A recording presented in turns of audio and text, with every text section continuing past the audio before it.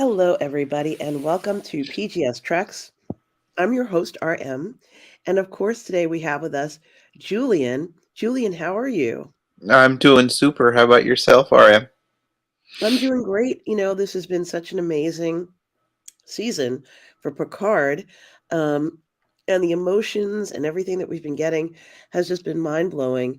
This is episode 9. We have 2 episodes left, so this is episode 9. I just don't know what we're going to find out here. But one thing I can say is that we better find out what's behind that door because we've been teased the last 2 episodes to find out what's there. Yes. So I'm hoping between Deanna being there and maybe not having such an imminent threat just now, we can find out what's going on with Jake. But we do have a super chat this morning. Hello, Aurora Uplinks. A $5 super chat. Thank you so much. Yes, That is thank so you. generous. We appreciate it. Aurora Uplink says, I've decided I want to see the Marvels movie, but only if I can replace all the music with the Beastie Boys. Maybe a lot of dialogue too. It seems a little comedic. Maybe it might be good with Beastie Boys music. What do you think, Julian?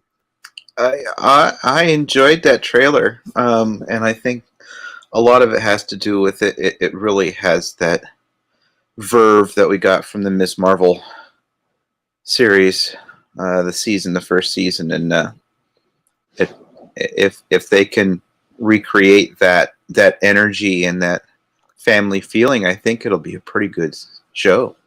So I'm looking forward to it. Yeah, I mean, it looks like a family-oriented show, and I do think that they need to make shows that are specifically for families. So that's how I feel about it.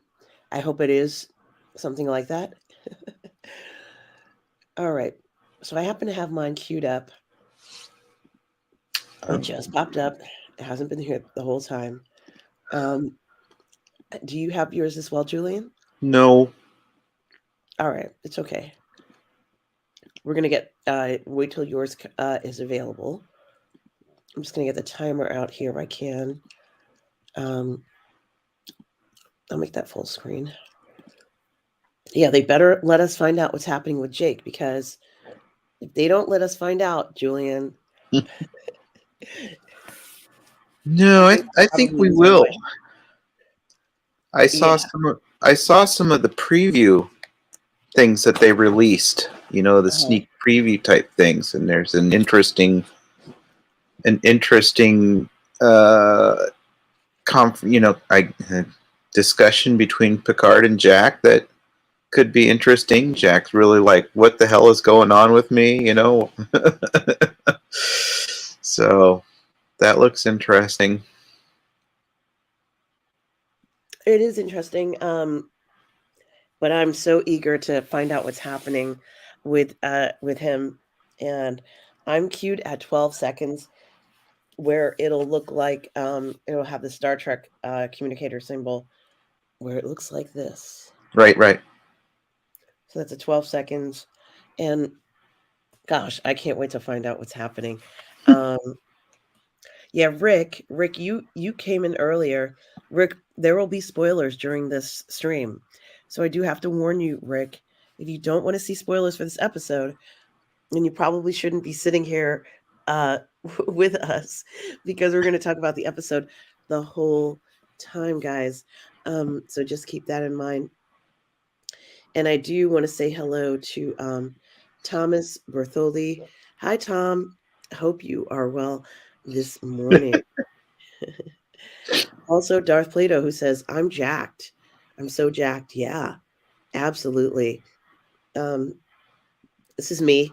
Just letting you guys know we'll start in a few minutes. Ah, And Aurora Uplinks, thanks again for the $5 super chat. That is so generous. The channel does really appreciate it. Thank you so much for everything. Um, let's see what we got here. Fred Hensley is here. Hi, Fred. Hope you are well. Um, hope everything is good with you. Scott Bartholomew is here. Good morning or good evening or whatever time it is wherever you are. Tom Jr. Jackson is here, moderator, collaborator, and friend. hey Tom. Good to see you, Tom. We're going to be starting in a few minutes. Uh, we are so excited. This has been such an extraordinary series, Julian, more than I could have ever anticipated. Has this lived up to your expectations, or has it passed it so far? I think. I think it has lived up to my expectations of, and mostly based on the heads up that we had from Rob of how good it was. Um, I've been pleased that that has not been um, overstated, to my opinion, anyway. I think so. I've been happy with what we're seeing. Yeah, I've been thrilled with it. I just I love the surprises and the twists and turns and all of the extra stuff that they put in there for us specifically. So well thought out, and it really does give us a lot to talk about. Scott Bartholomew wants to know what the weather in the UK is right now. It's actually very nice. It's sunny. It's a nice day. I think I'm supposed to be going to a museum today. I was supposed to go yesterday, but when I went to look up the information, it said that the museum was closed due to an industrial action, which means that there was a strike Oh, and they couldn't open it. So I want to see if I can get to the British Museum today after we do the streaming today. Hopefully, I'll be able to do that. Yeah. Aurora Uplink sends another $5 super chat saying, "Have more money then. The good thing about gathering a whole empire's resources in one star system is it's much safer unless a supernova happens." Yes. Yes. That is something to think about. The risk of having everything at one location. I myself am wondering what the hell is going to happen. Thomas Bartholdi says, Will we cry tonight? Yes, we're going to cry. I have a feeling so. Hmm. It's going to be emotional. Aurora, thank you again for $5 super chat again. It's very generous for you to do that. I appreciate it, and it makes such a big difference on the channel. Um, Rick says, if they could write such a great story in these little time they had, my question is, what were all the other writers doing? I don't know. Um, I don't know. This is a good question, and I don't know. Um, I'm just I happy would. to be here right They now. weren't asking the right questions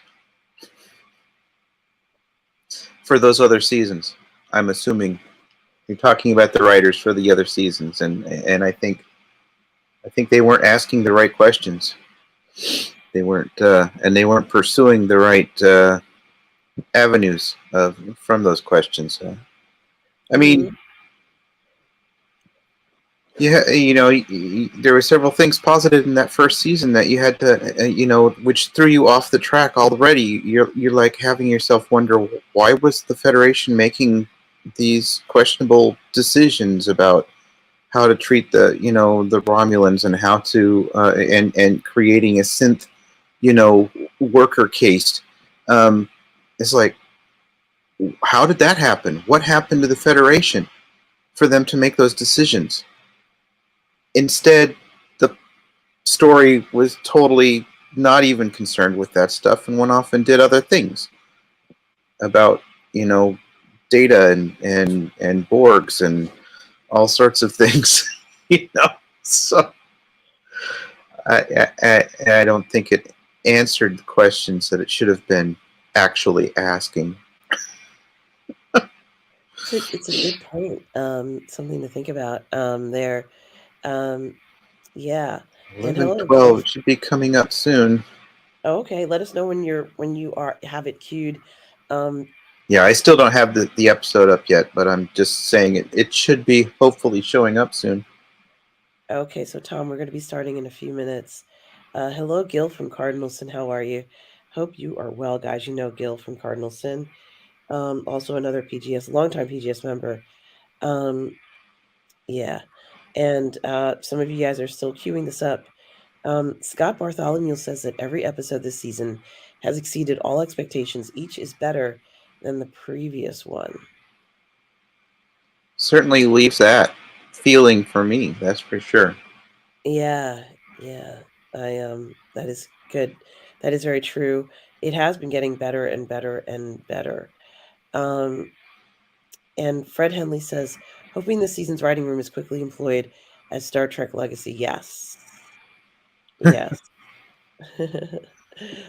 Oh Well, boy. here's hoping they actually ever think about doing Star Trek Legacy. It's not looking hopeful right now, from what I can tell. Yeah. And Dalla Martin says, excited to see who the big baddie is. Yeah. What happened there? Yes. Um, and Life Mastery says, I'm kind of bummed I could not get the free tickets to see the final two episodes in the theater here. The website crashed, and then when it started again, it was sold out before I knew it. Yeah, those things go fast, Life Mastery. That's what I heard. Yeah, that the website was crashing. Yeah, I think they should have just gone with, I don't know whether it was Fandango or whoever it was, but they should have just let it be in the theater for a weekend. Like, what do you think, Julian? Well, it might have been an interesting way to get people to.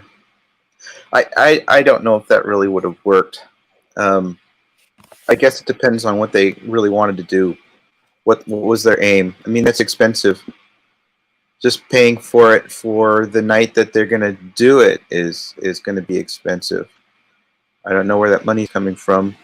So, um, what's the cost benefit? You know, that they were hoping to get from that, because I think the people who were going to watch it and who were going to sign up for Paramount to watch it, they already have. And yeah, it'd be great to see it, but they were offering free tickets, so it's not like they were getting any money from the people to go see the show.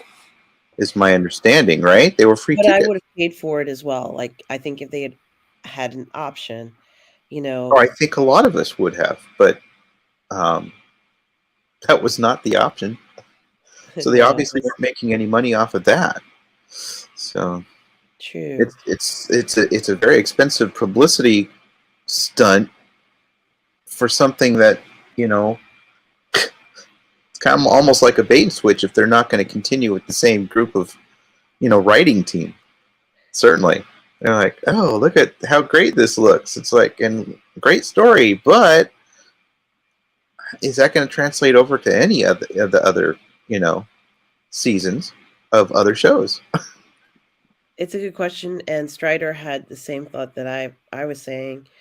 They should have allowed us to subsidize the cost for more showings with a fee. Shame it was crashing for 2 hours on my end, from what I understand. Yeah, it is, something to think about. Tom says that Rob was trying to get tickets too, and the website kept diverting him to say, "Are you there, God? It's me, Margaret." I, yeah, I would pay now, like, if they offered it, I would pay to see, it in the theater. Um, Fred Hensley says, "Any last-minute guesses or theories regarding what's behind the red door?" Yes, I have a theory. I think it's, as I said before, I think it's Beverly's, that anaphasic being. You remember when she got, kind of possessed by that, her whole family got possessed by the anaphasic being, There's a and sexy ghost. that's right. And apparently her whole family had, been sort of possessed by him or it. I think it's that because, uh, Major Grin keeps saying it is, and it cracks me up. So, guys, if you watch Major Grin on YouTube, he keeps doing his videos where he talks about it. What do you think? Do you have any theories regarding? Episode 9, Vox.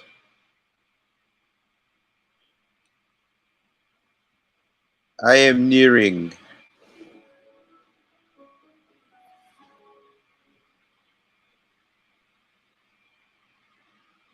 Um,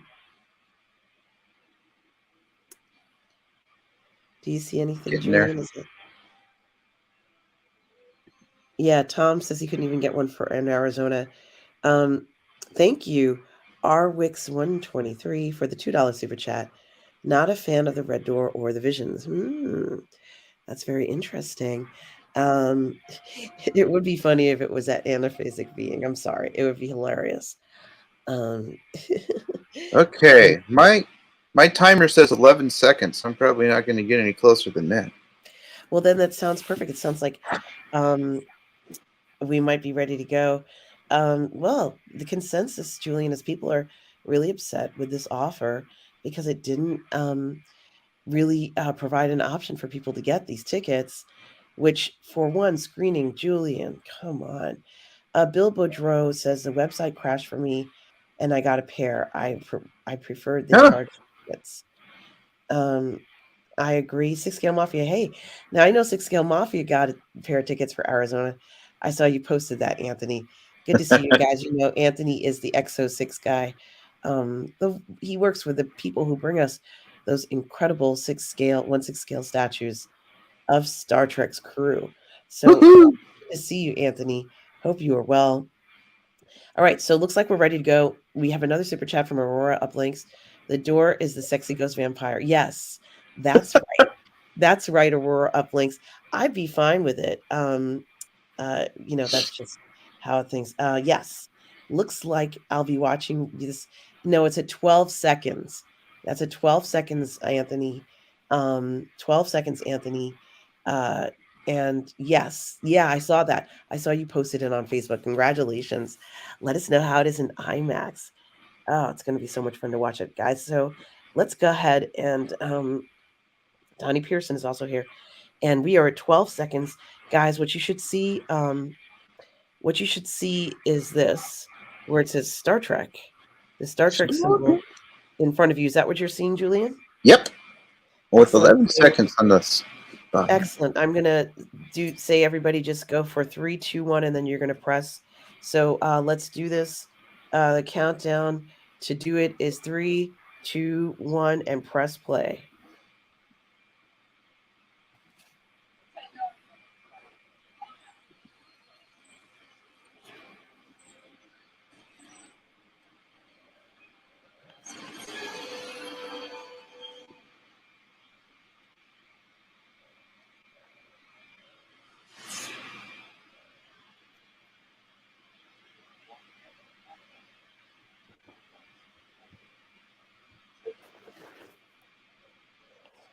My playback is all messed up.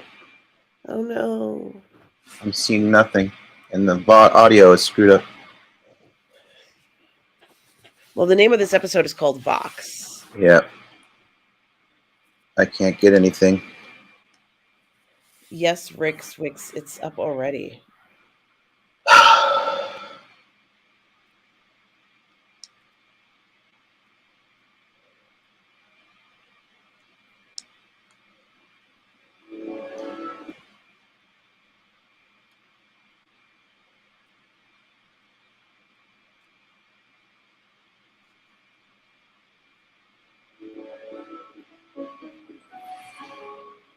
I'm having to start over.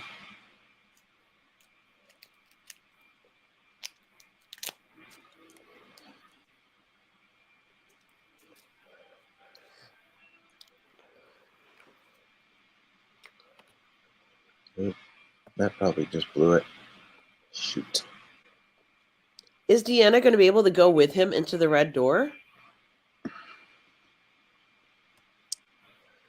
It says a CBS Studios production. I got nothing right now. I can't stop it, Julian. Yeah, I know. My playback just totally stopped. The screen went black, and it went all, the audio got all distorted.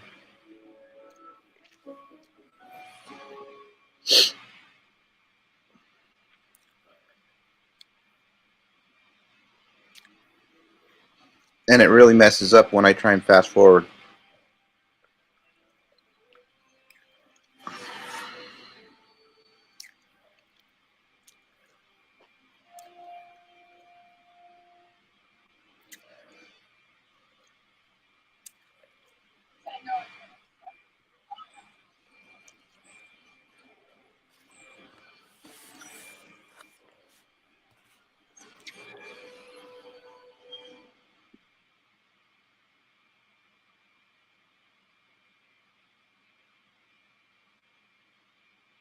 No.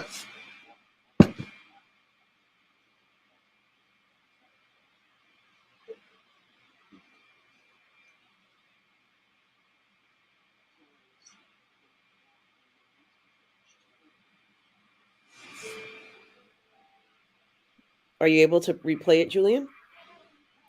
It was having trouble with the previously on. So I've got, I assume, Jack looking at the red door. So it's not Elizabeth Arden.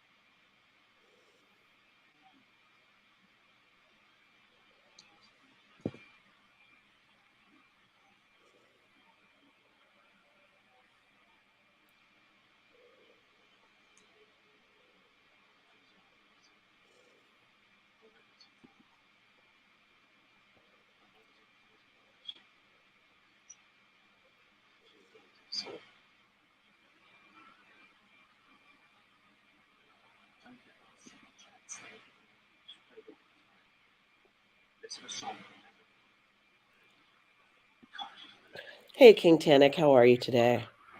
Hey, King Tannic. And hello, Matt Ning. No, it's not. And it's not Elizabeth Arden, guys.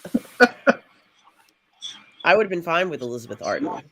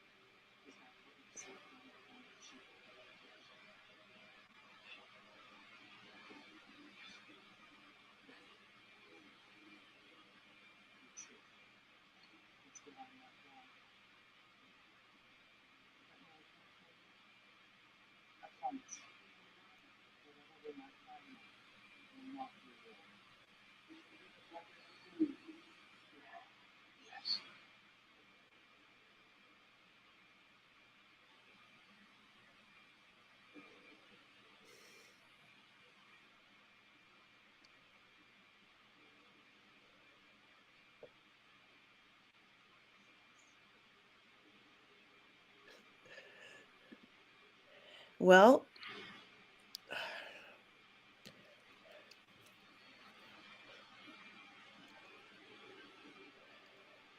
we know it's behind the door.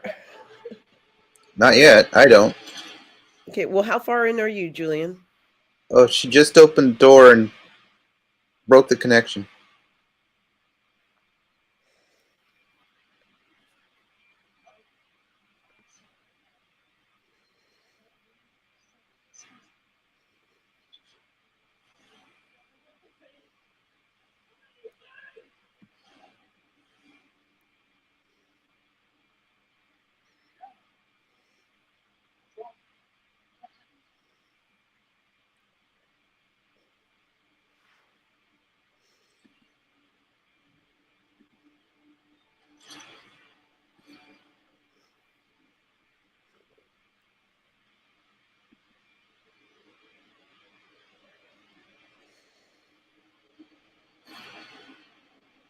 Uh,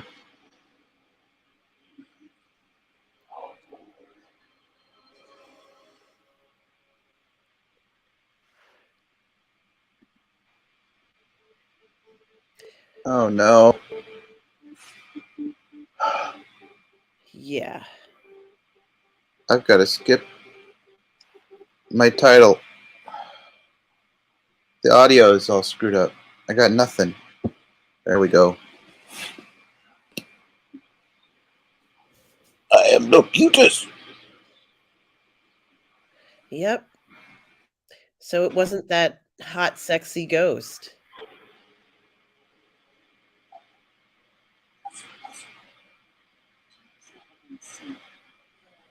Darth Plato makes a good point. Shouldn't this be true for Seven as well? Well, we don't know. I mean, did Seven say she has this situation as well? Maybe she does.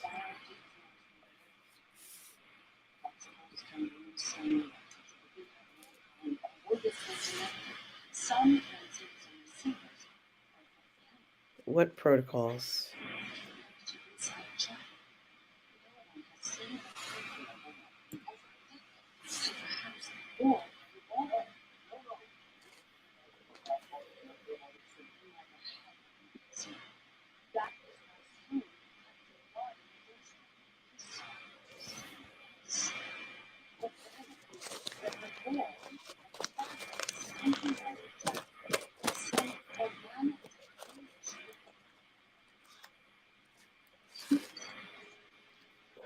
A lot of you did say that you thought this was what it was. A lot of people did say that. Well, why haven't they been seen for 10 years? That's what I want to know.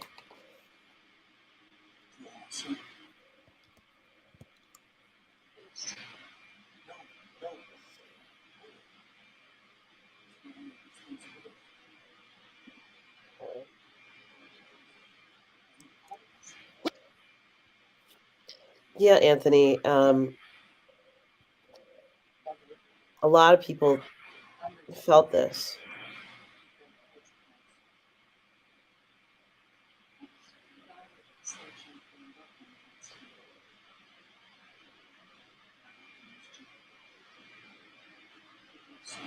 Oh my gosh, has it been 35 years?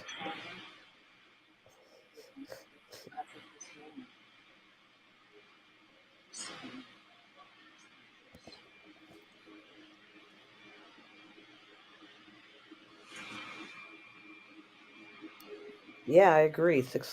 Anthony.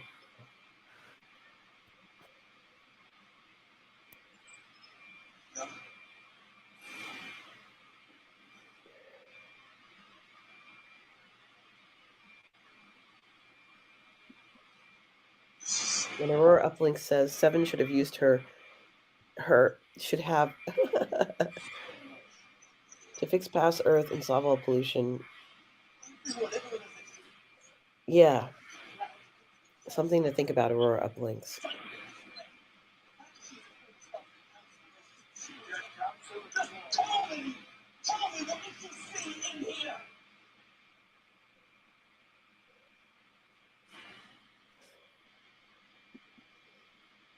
No worries, Aurora Uplinks. You could have just typed it out. I would have put it up there.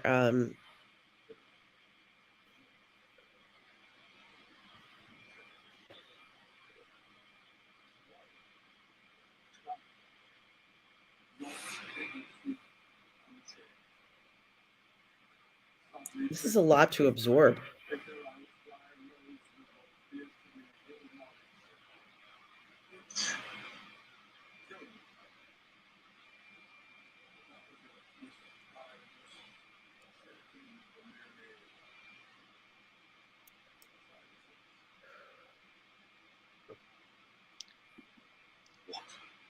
Hey, Club Kasib, how are you?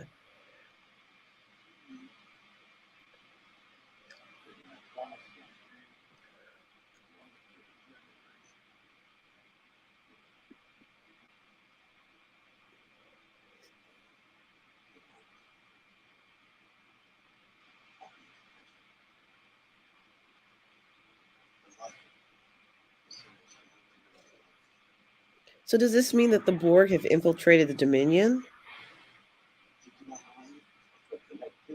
Or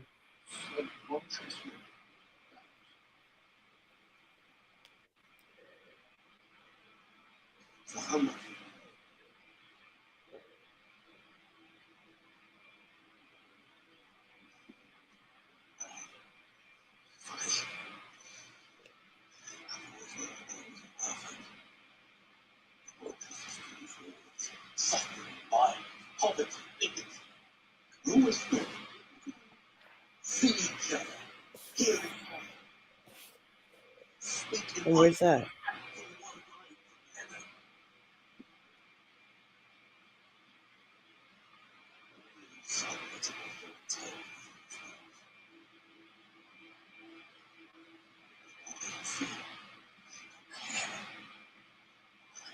How does that?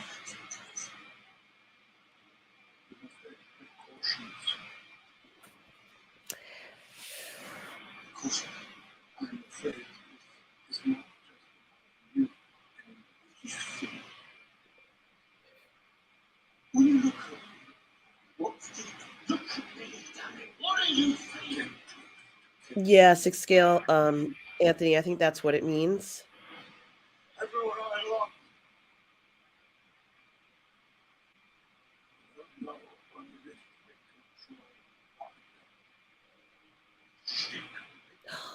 Oh my gosh.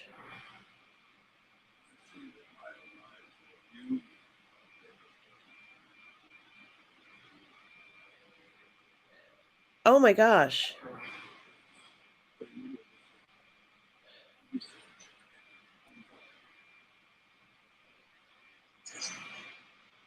Is he going to take command of the ship?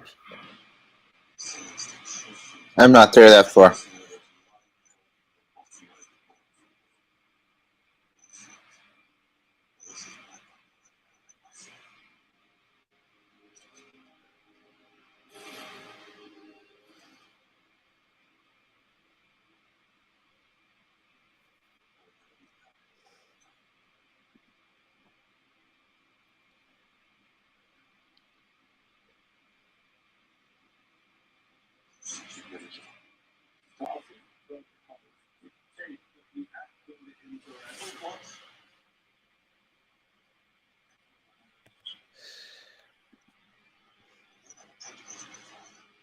Yay! Damn, Jack, damn. Don't, Jack. This is like the craziest Uh-oh. joyride. I love it.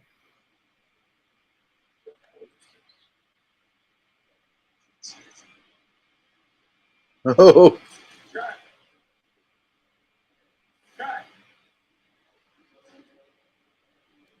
Oh.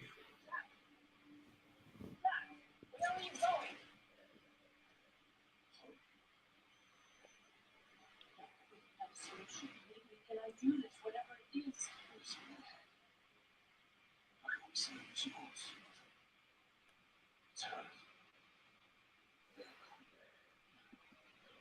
Yeah, Matt.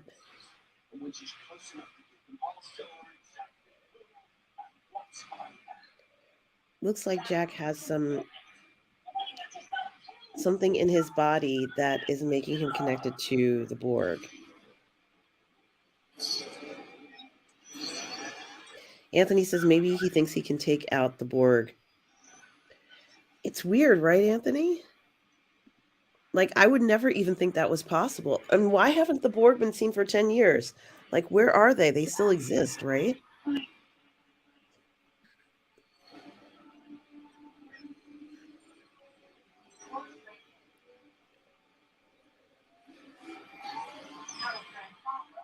You're not going to find them.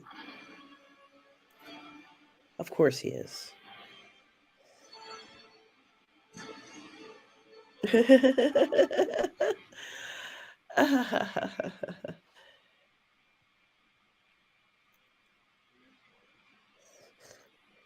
Yeah, Anthony says, yeah, he doesn't look turned or anything evil. He seems to be fully in control of himself.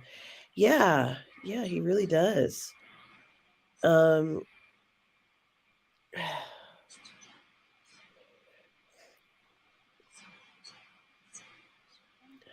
I hope he's not walking into a trap, though, you know? I hope he's not walking into a trap.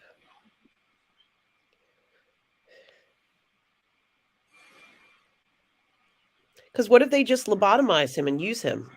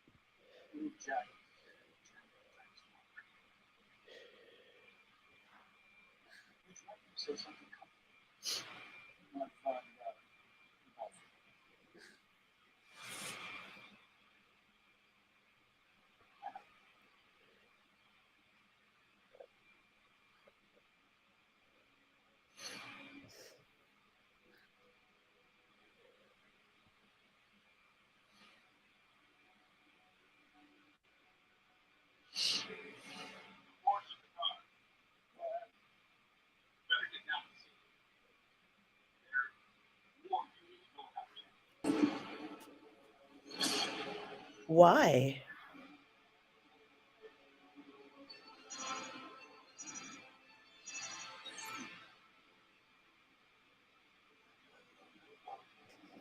Okay.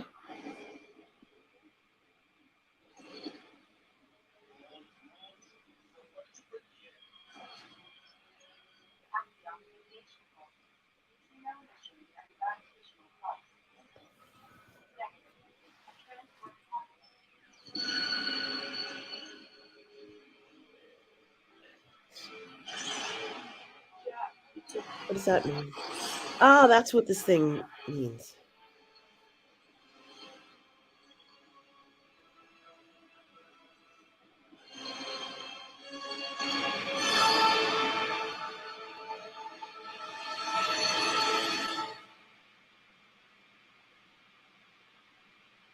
All born under the genetic alterations of the bodies communicated with cybernetic components without yours. Thanks, Robert. Oh, yeah, is correct.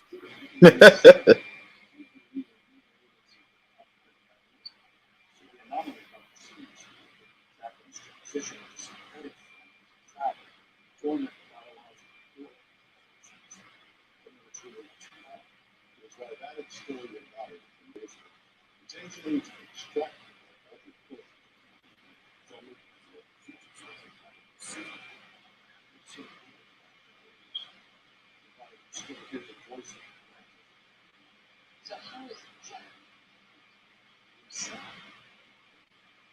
appears to be able to see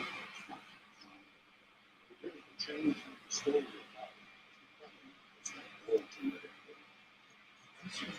Yes.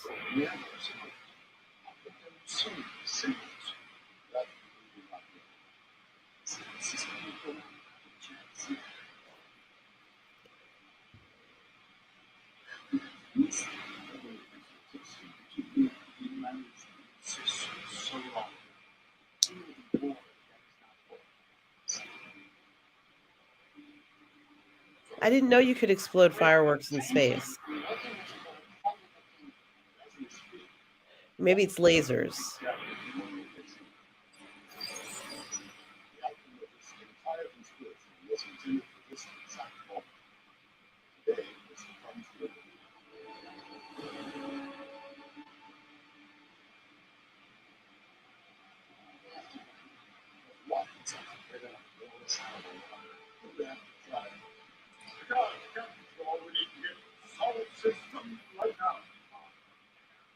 Down and you work up to your day, we're pretty much every Starfleet vessel is assembled, running exercises with our faces painted their joyful.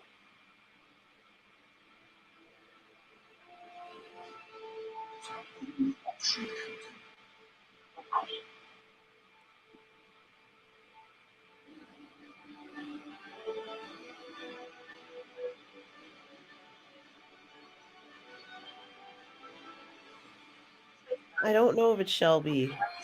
Is it?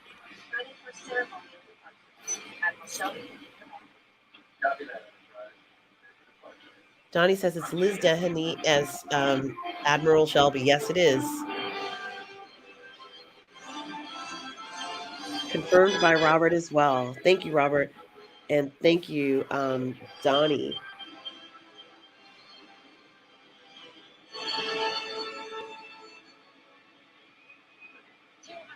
Years ago today, the Enterprise NX-01, the first warp-fighter capable vessel to be constructed by human hands, made its maiden voyage.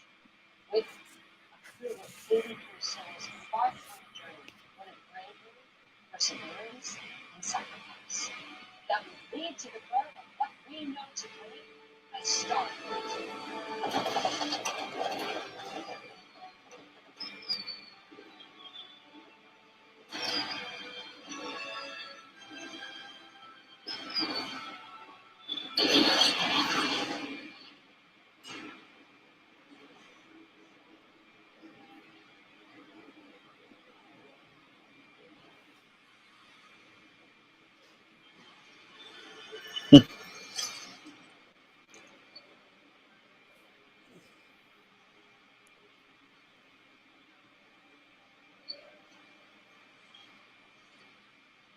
I can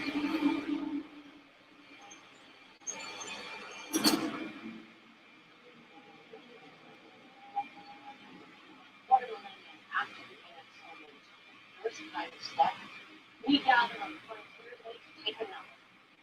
As we demonstrate how Donnie says, Happy Frontier Day, everybody. Yes, Donnie. synchronistic technology that allows every ship in Starfleet to operate as one. Tangible unity and the ultimate symbol. In case of the unthinkable, we have an application. This system will protect our crews in our continued exploration of what still remains our final frontier. Right from the mouth of Admiral Elizabeth's shoulder. I believe the most something born happy frontier. Crashing one hell of a thing. We're out of time. Not much longer. We'll accept the 001 in less than 1 hour, sir.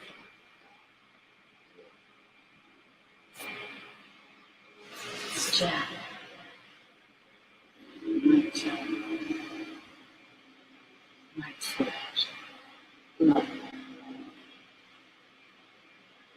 Surround my darkness. Yeah, I have no idea where Girardi is.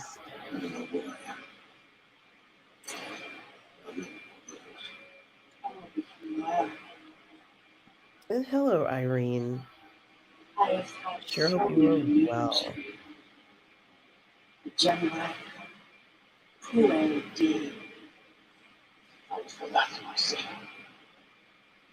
I needed left. It was time to go. That is why you were lost. Not Judas, the one who speaks. And the voice. Sound. Thanks for popping in, Irene. I know you have felt it too, Jack. Perfect.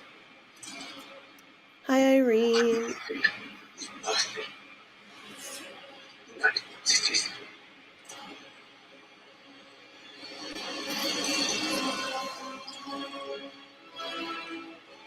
When I see you, the dragon's eye, and then the vindication of Hi, Duncan Lloyd. efficiency to take I'm up saying hi from the UK as well. like shattered glass. If it were possible for me, you would have already.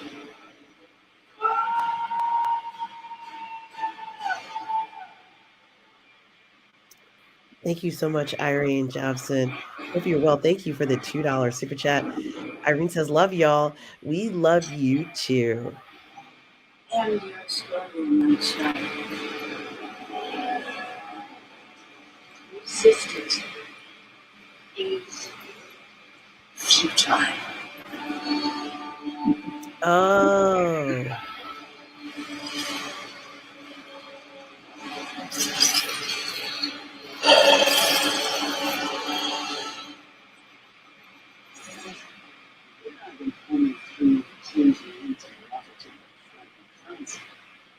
This is stuff specifically transported out of they've implemented functions that Picard's normal DNA.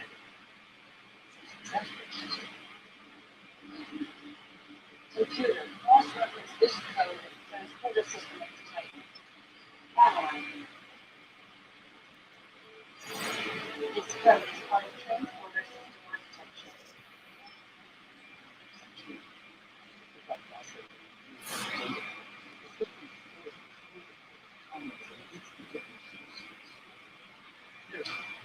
Picard's DNA is not common biology.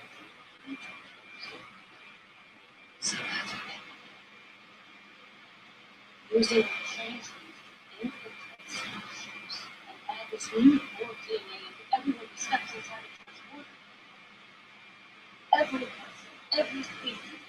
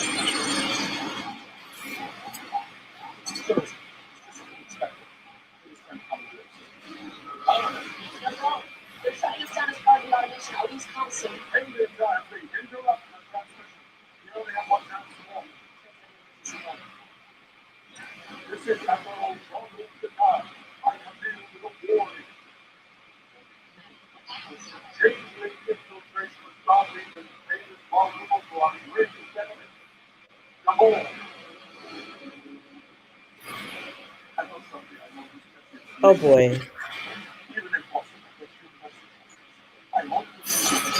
Oh,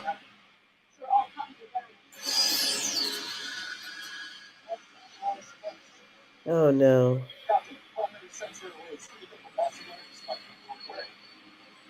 Wow.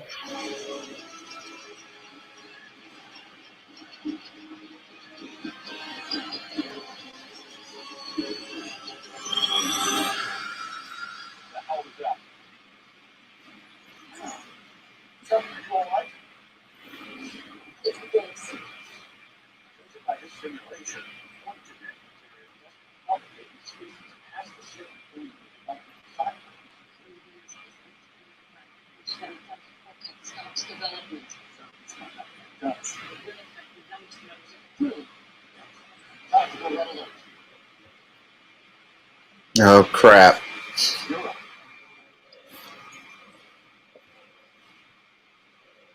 Oh no. This is horrific.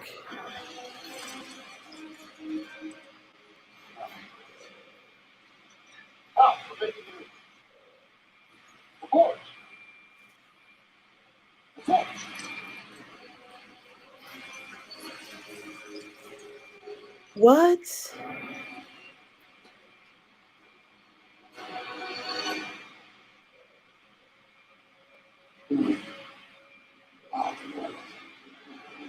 Shit.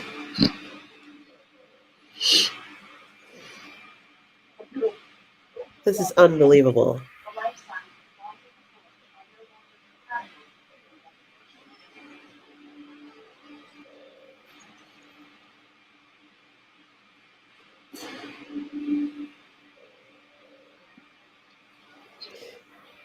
That means me too, Robert. Darn. Gosh.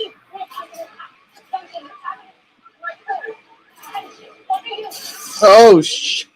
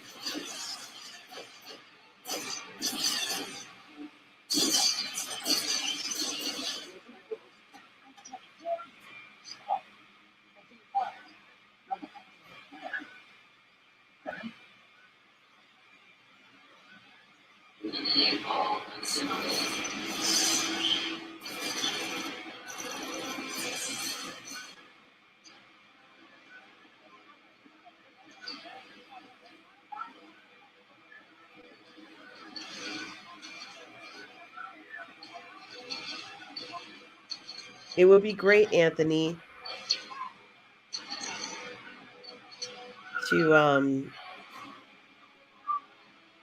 to get Benjamin back.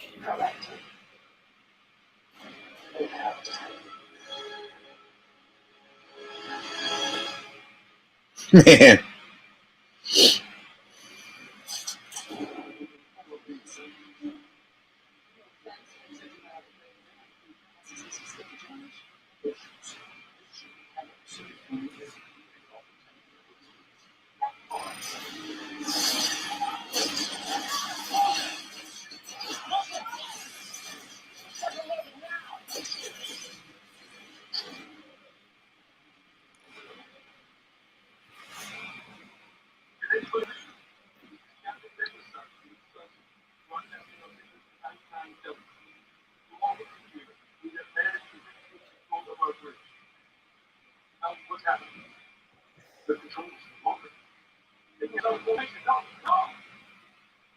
But being directed quickly. Now we've been targeted. Not like that.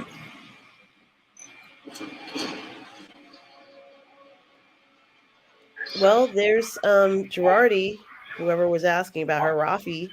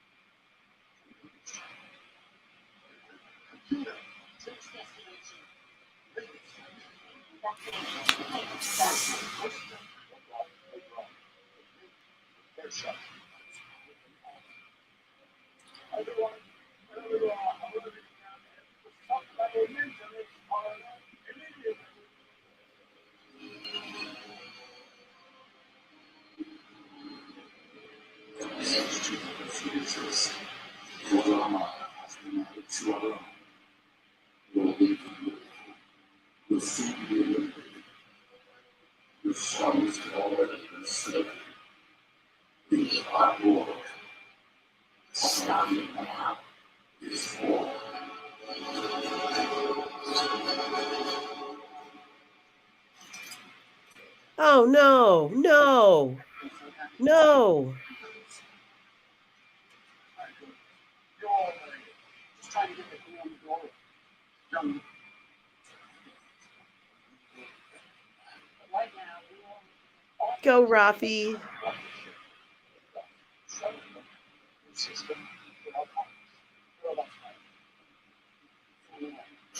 No.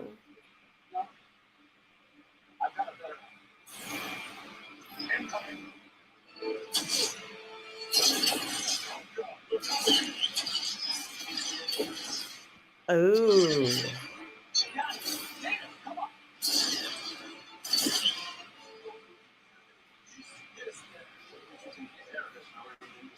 Why do they have to kill the good-looking captain, huh? That's not cool. That'll be my one bone to pick with Terry.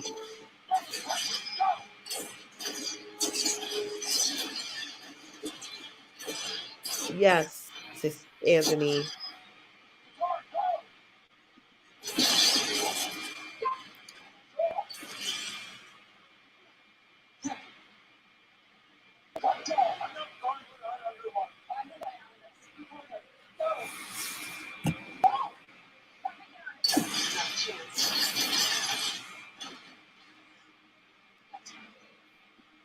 I really liked him, Robert. He was a cool character.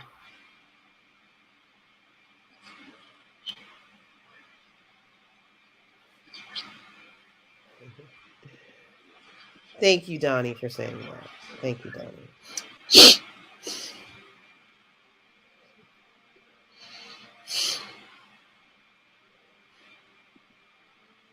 He was. That's how he described himself, Robert.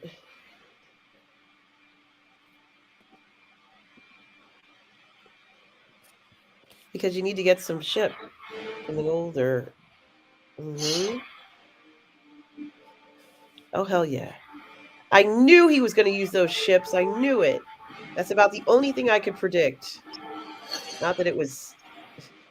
I loved him, Robert. I loved that man. He really did, Irene.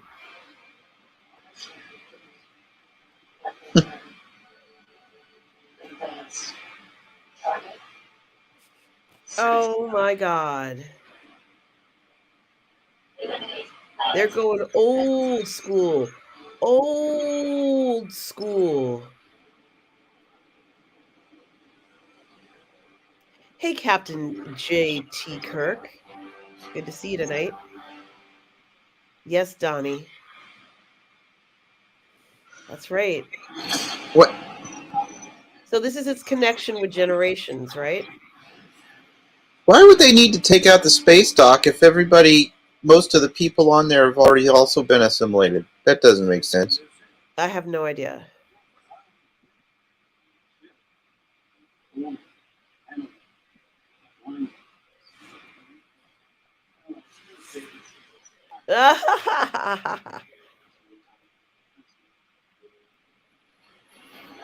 Yeah, he's gone. Journey's End. Yeah, I love Shaw. I thought he was hot too.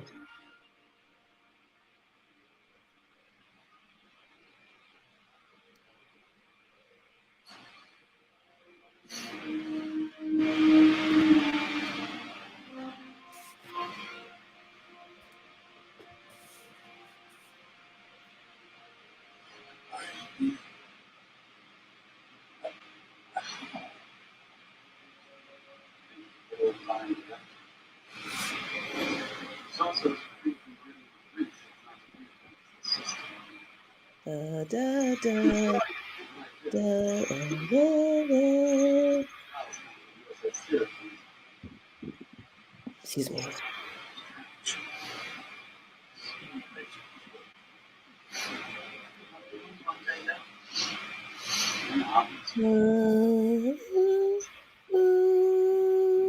Sorry.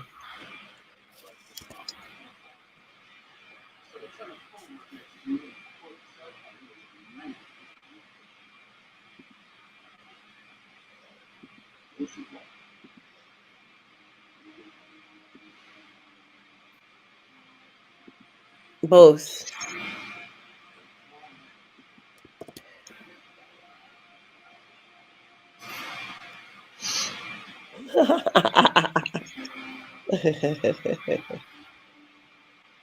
I love you, George.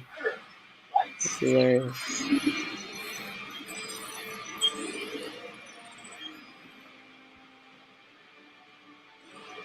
Thank you, Aurora Uplinks. Thank you for the $5 super chat. Says I gotta have fun. Submit story red light to Disney. Hope you guys will watch it. Yes. Good luck, Aurora Uplinks. Yeah, good luck on that.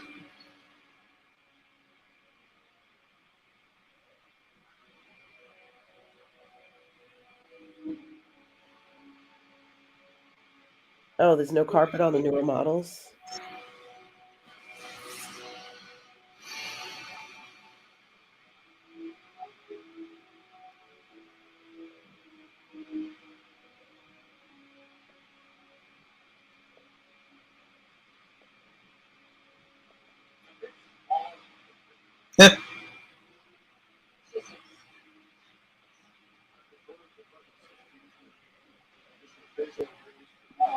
Thank you, Aurora Uplink, for the generosity today. You are so kind.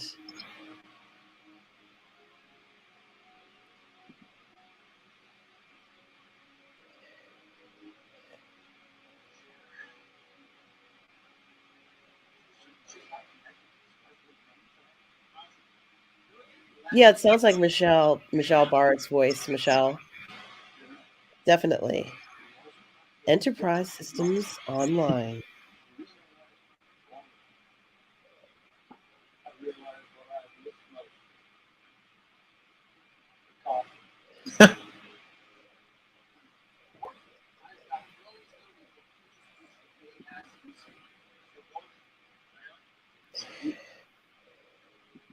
Oh, thank you, Irene. I feel the same way about you.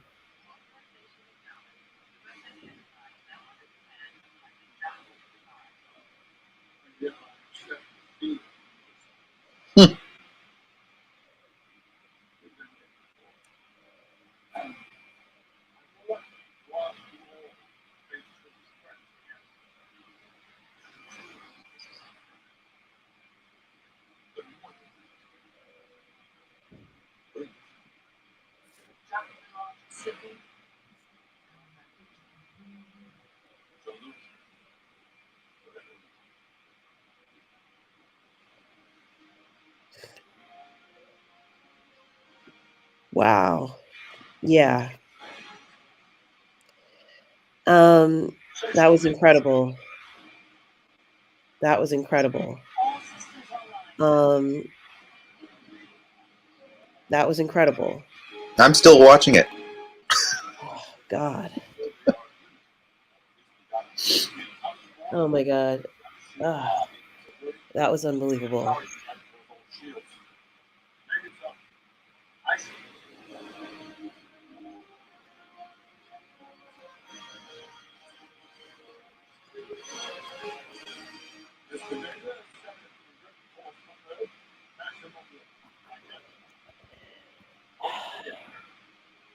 Yeah, Thomas. And of course, Anthony is like, we need the last one. I can wait. I hear what you're saying, Anthony, but I can wait for the next one. I think it's been amazing. Yeah, I agree, Gerald Wagster. Robert, I sent you the link if you want to join in. You can if you wish. Um, Just finished. Woo! yeah, guys, please hit the like button. Thank you so much, Irene, for the $2 super chat. I so appreciate it. This has been such an amazing series. Um, I'm speechless. Um, yeah. I always thought this was a tie-in to Generations, Captain J.T. Kirk, because well, it has to be if they're using the solstice section. It's the solstice section, right? Look at this. This is why I come here. Thank you so much. Thank you. I appreciate it. Thank you. It's my friend Russ brought me tea. Can we see him here?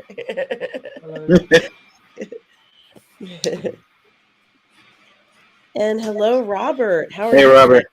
Well, hello. Oh my gosh, I gotta tell you, I didn't know how they could top the previous episode, guys, to be honest with you, because we've been getting so many different things. And, this has been such a comprehensive season with so much involved, with so much detail, with so much care taken for every moment. And I do really like this plot. I think this is an amazing idea. And it kind of makes sense because, just something I do have a question for both of you is why haven't we heard from the board for the last 10 years? Was there some reason why they weren't heard from? And, I mean, I just assumed that they would go to another part of the galaxy, do whatever they're doing. Are they defeated or not? Like, what's their status right now? Well, I would say that we heard from Liam Shaw said earlier on in the show about Girardi, that crazy stuff on the Stargazer, they're not the Borg collective. But the Borg Queen is not in great shape. I mean, the Borg are not in good shape. Well, let's just leave it at that. Yeah. And They look pretty blasted. So that is Alex Kriega who does the voice of the Borg Queen. It's not her physically playing the Borg Queen, but it's her voice. I should say Interesting. that. Yeah. Interesting. And that's why we recognized it right away. And she always had such a wonderful, sexy way of doing the Borg Queen that I absolutely loved. And I felt that she really added another dimension to that character that I was not anticipating. Um, to be honest with you. But Robert, this was so much more than what I thought we were going to get. I had no idea. As I told you, I always thought that it was going to be Beverly's anaphasic, creature that possessed her and her family. But it's not that at all. No.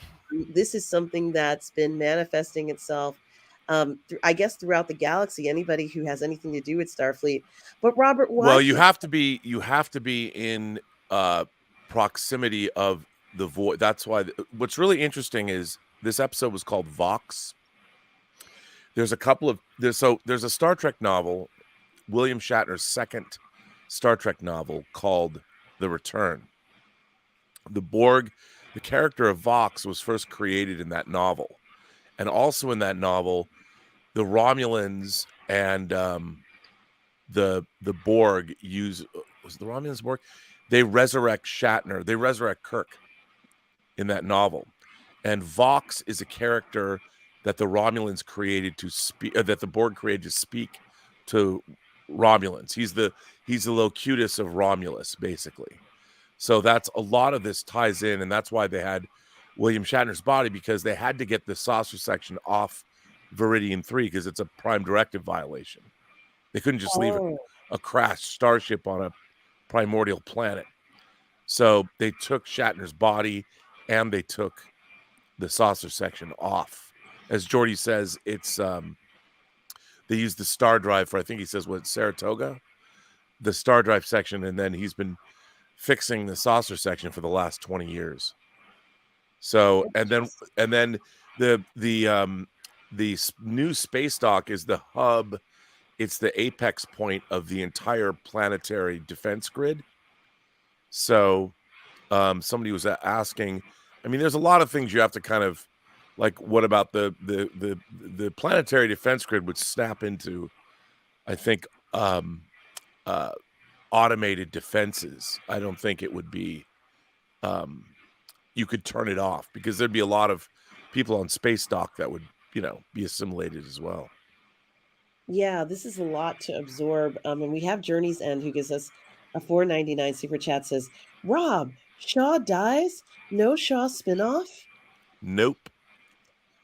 I loved this character, Robert and Julian. He's been so wonderful. It's kind of hard to let him go, and I don't want to let him go. I'm gonna miss him.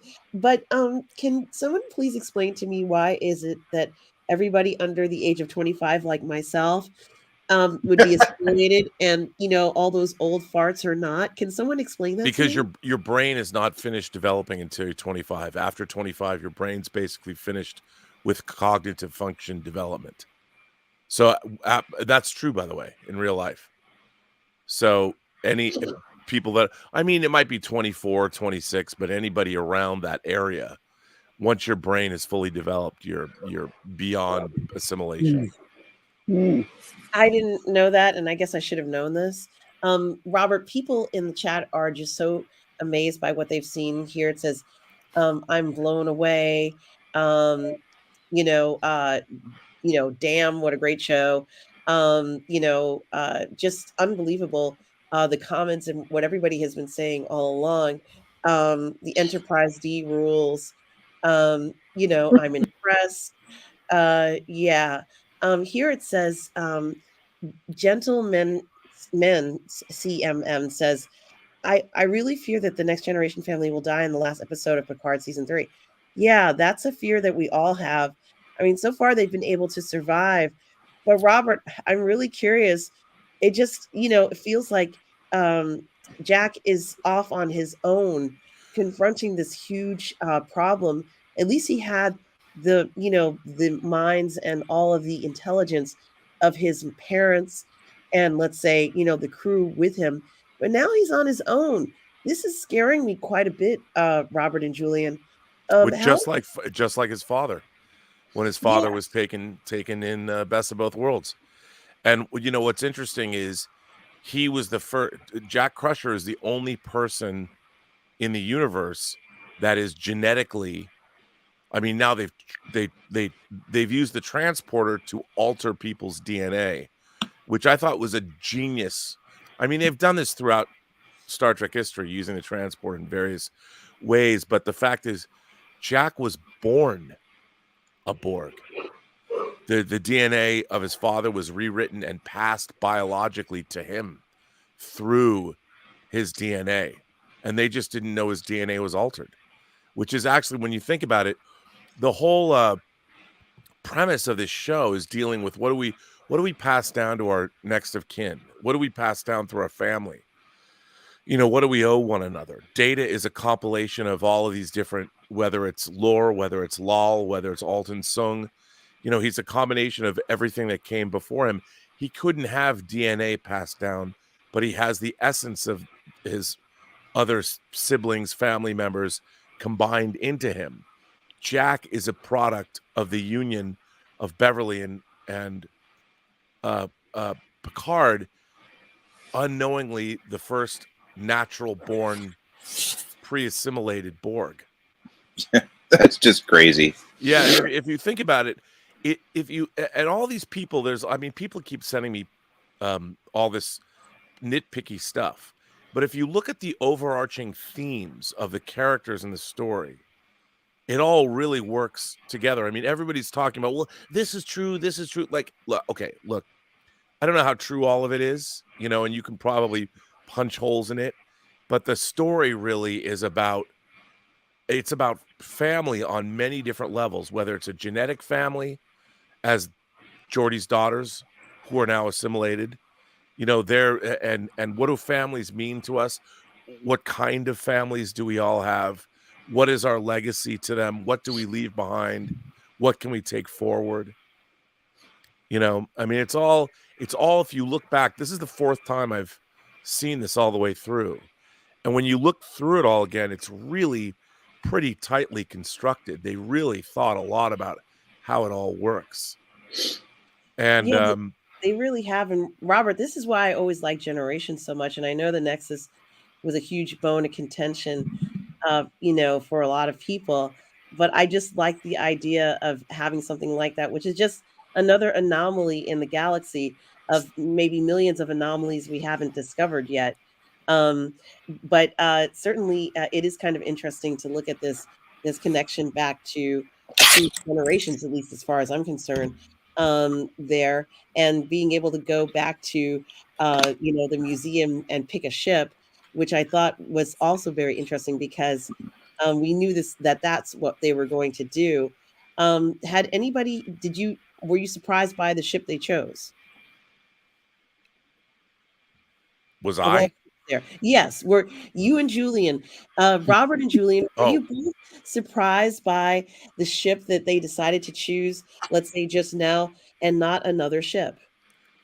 well, no, because it fits with the whole theme of the overarching idea of what the show is about. And you know, the fact that everybody thought that the in a way it harks back to when the crew is given another Enterprise at the end of Star Trek IV: The Voyage Home. There's a ship that is rechristened the Enterprise A.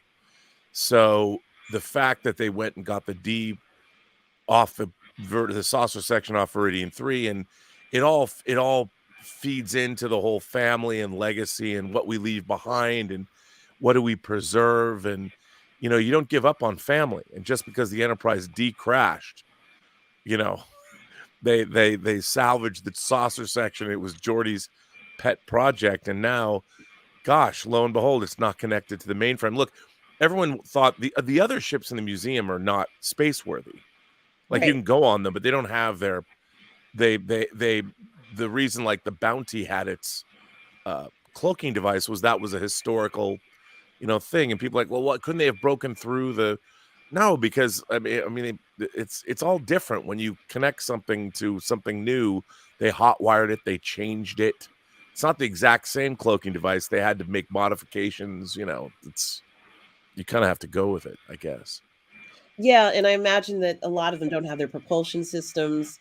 They're Yeah, they probably would take them all out. Like you wouldn't have warp cores and ships in a museum, just like we don't. If you go to the Air and Space Museum, you know the vehicles in the Air and Space Museum, despite what Transformers 3 might or Transformers 2 might have you believe, they're not. You can't fly them. You know. So right. And Tom is making me laugh. He says, "Bring on Shaw. We want answers." Everybody talks about how great that interview you had with Shaw on the channel, Robert, and how hey, I much brought him on already. yes. Yeah, and here everybody's talking about keeping the secret very well, um, and it is something to think about.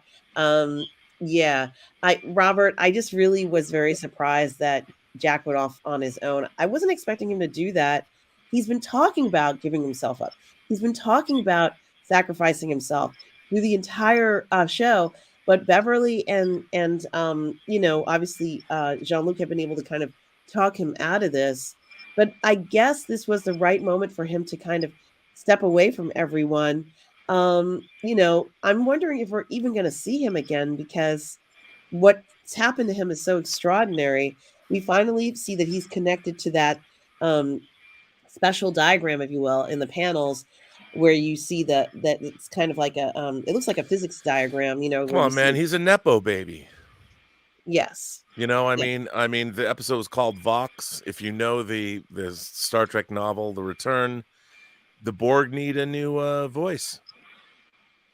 Yeah, and you know, this is just I guess maybe another evolution of this group of people since they primarily seem to assimilate, let's say, humanoid creatures, let's I say. just want to say, Thomas, on the John Campy show, everyone said I spoiled everything. I didn't spoil shit.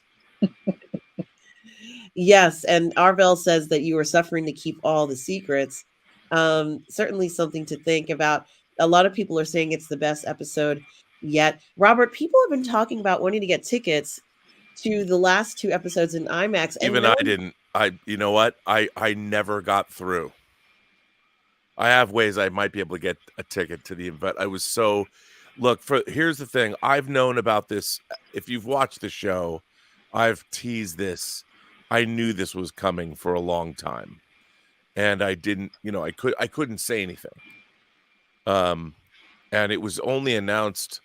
It was very funny. I'll tell you a funny story. And this is how there are Star Trek fan sites that hate my guts.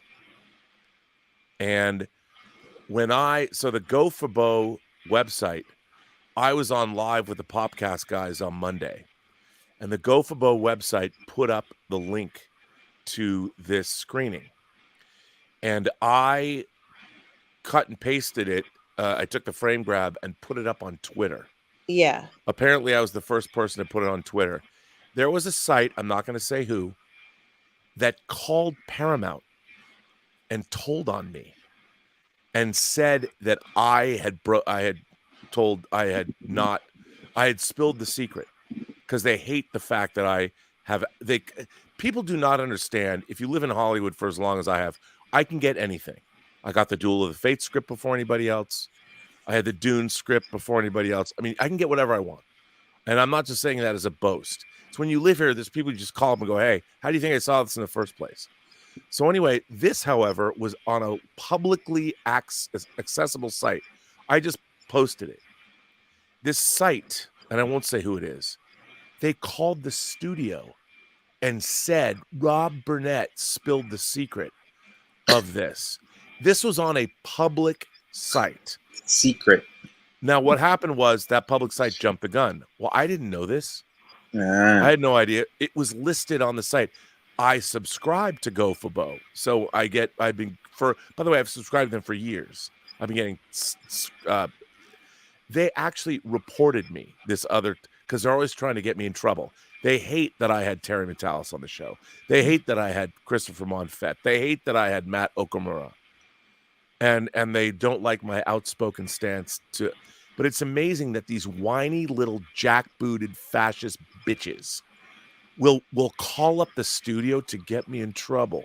It's like, kids, fuck off. That was legally put off. That was actually officially put up. They had to pull it down because they Oh, Uh-oh. lost him. Uh-oh. What's going on? Robert, are you still with us? I'm still here. Okay. I don't Can you know. repeat the last 10 seconds, Robert? Can you repeat that? Well, so these jackbooted fascist thugs are telling on me, like literally running. Rob Burnett did this. It's like, are you fucking kidding me? I mean, this was all. I haven't said shit about this series. I haven't said anything, and some bitchy little Star Trek website, because they don't like me, they don't like my stance on modern Trek, reported me to the studio. Like, really? Do you know that I did work for CBS and Paramount for 3 years, doing all the documentaries on TNG and Enterprise? It's like, come on, guys, give me a break. But anyway, it was all good. Yeah, and Dustin Cole for the $2 super chat. Thank you, Dustin Cole. We appreciate your generosity. Says, not Shaw, not Shaw. I agree, Dustin Cole. I love that man. Such a great character. And Mikey Lito for the $5 super chat says, I'm afraid my expectations are super high for the finale. The penultimate was bordering on anticlimactic, contrarian indeed. Well, Michael Lito, I have to say, I enjoyed it very much. Yeah. Oh my goodness, I can't imagine what this finale is going to be like because, we've just been treated to so much that's been extraordinary in the series. It's just unbelievable. Julian, what were some of your thoughts and some of your favorite parts of this What'd you guys think? I don't know what anyone's thought. This is the first time for me to hear anyone's response. Really? It was kind of cool to see Shelby. however brief that time for her was. Another one taken out.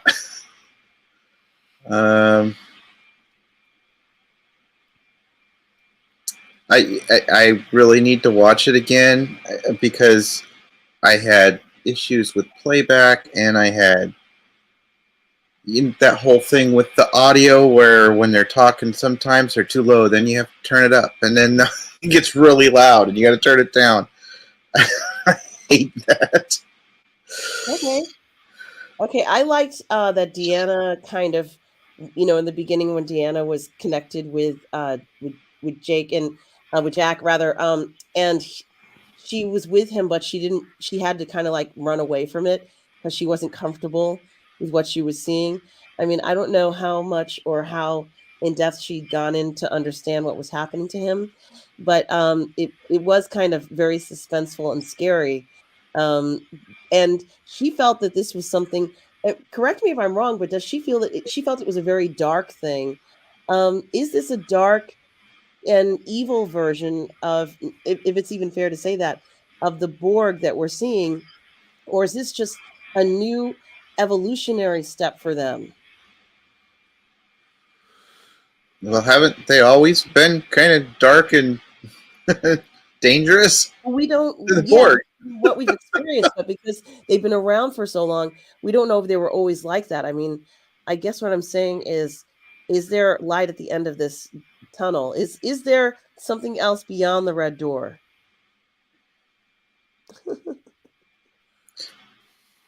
I think that the red door was just a metaphor for him finally being able to, once he knew what was behind, he was able to go through that door and finally figure out what he needed to do to kind of reconnect with what was going on in his head. Well, I would say that there was a voice in his head that didn't previously exist. We saw something turn on, this episode, giant technology that had not been activated before.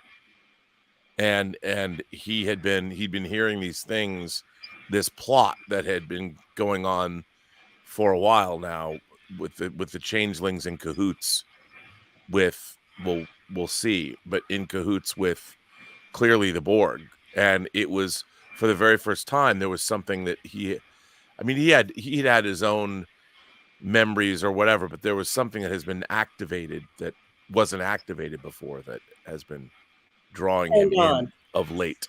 So that diagram where it shows that special diagram where it shows like the triangle, and then there's like this energy, it looks like there's an energy thing shooting out from it. That's him. That's actually him. Well, we saw this whole thing like literally spin up and turn on, which is where everybody was assimilated, so there's something somewhere, someplace that is, we saw. I mean, it's so, yeah. Yeah, it was shocking to see the younger generation get assimilated, I have to admit. And in the way that it happened to them, I guess it's just inside of them. But yeah, it was shocking to see that, and I didn't like to see that. We are Borg. Yes, the fact that the elder crew knew and were kind of powerless to stop it was also disturbing. Well, if you go back, they talk about the changelings being transporter people throughout the fleet. So they've been, over the last months, they've been sending people through the transporters and making sure that their DNA was altered. So it's been all that's been strung through the plot the whole time.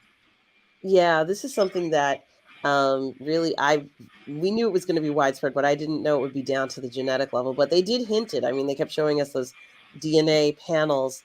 For some reason, I thought it was just going to be Picard's son, but I had no idea it was going to be everybody who was affected by this. This is really a lot more comprehensive than I thought it was going to be in regards to who was affected.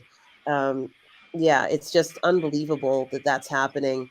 And of course, Ro had said that she didn't want to go on the transporters all this time.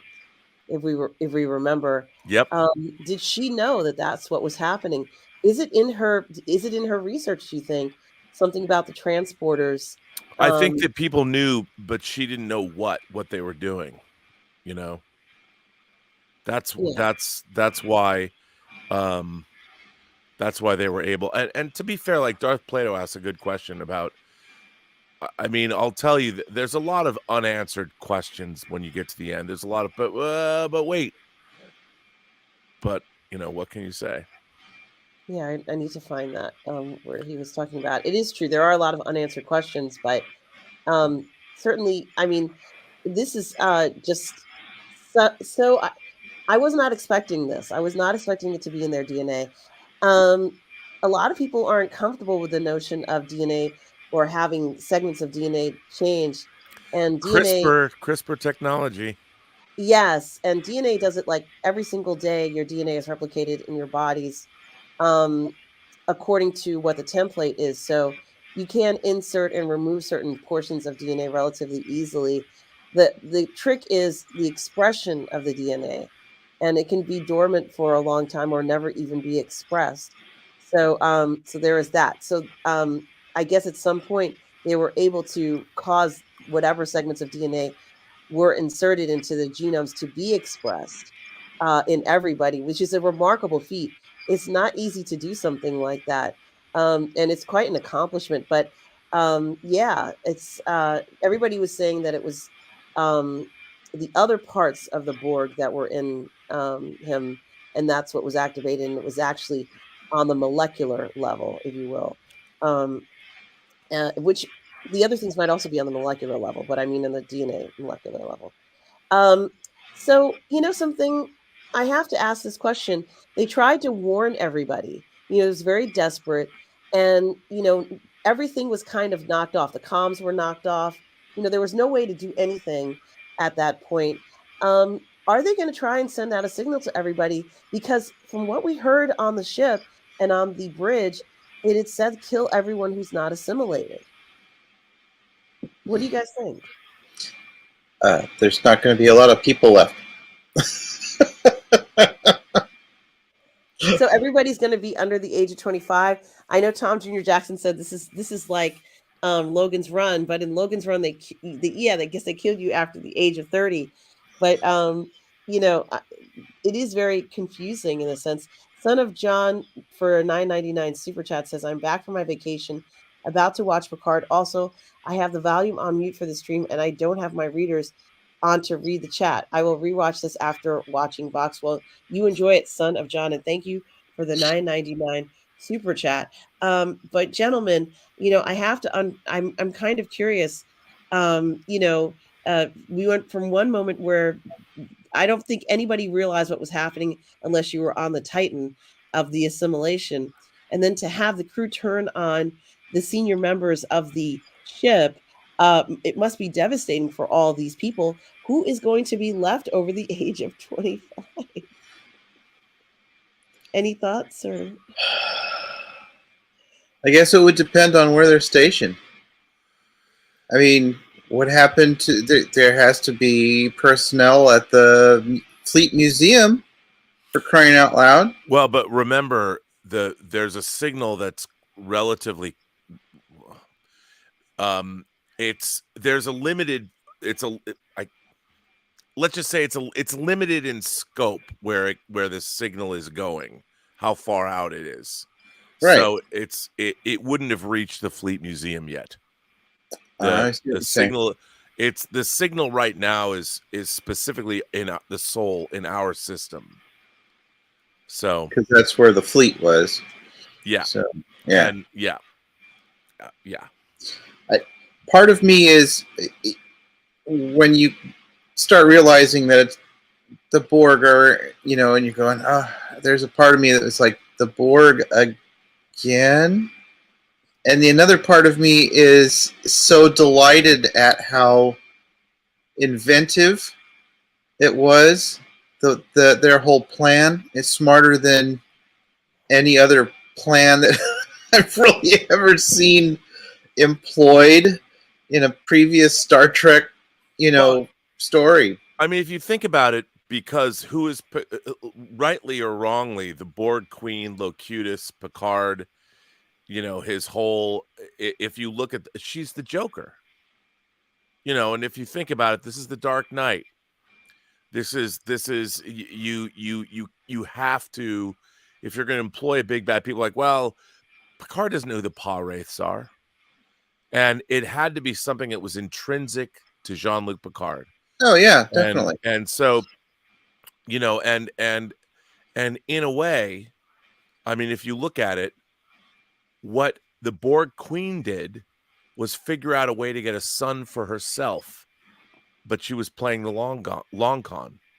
Like, she didn't know what was going to happen, but they altered his DNA, something which is canonically very interesting that we just didn't know about.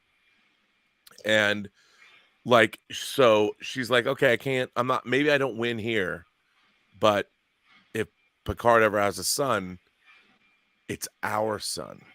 Mm-hmm. Like, so what's really interesting is, if you think about what Jack Crusher is the result of the Borg Queen, Beverly, and Jean-Luc Picard, which, again, the overarching theme of what's going on with this season, it fits right in with that. And isn't that we are all the culmination of our experiences, and we saw what happened. And if you really look at First Contact, the voices in Picard's head came back. Mm-hmm. He could, yes, I know, the Borg have returned. I mean, if you look at how much the writing staff went and drew upon Trek history, it's pretty interesting. Absolutely. One of the viewers was saying that Vadic was probably talking to the Borg Queen. I don't know if that's true or not, but it seems to make sense. And Joey says, I wonder if the other changelings, the Great Link, will come to the Federation's rescue. This is a good question. Well, I would just say this. The Great Link is a Deep Space Nine thing. Picard doesn't know the Great Link. I mean, this is all about the next generation crew. And they're going to have to save themselves. Julian, did you want to say something? Well, I was going to say that, some of the detractors I've seen in their reviews, watching the season, one of their complaints has been that, why is it the changelings? Because the changelings really have nothing to do with Next Generation and Picard.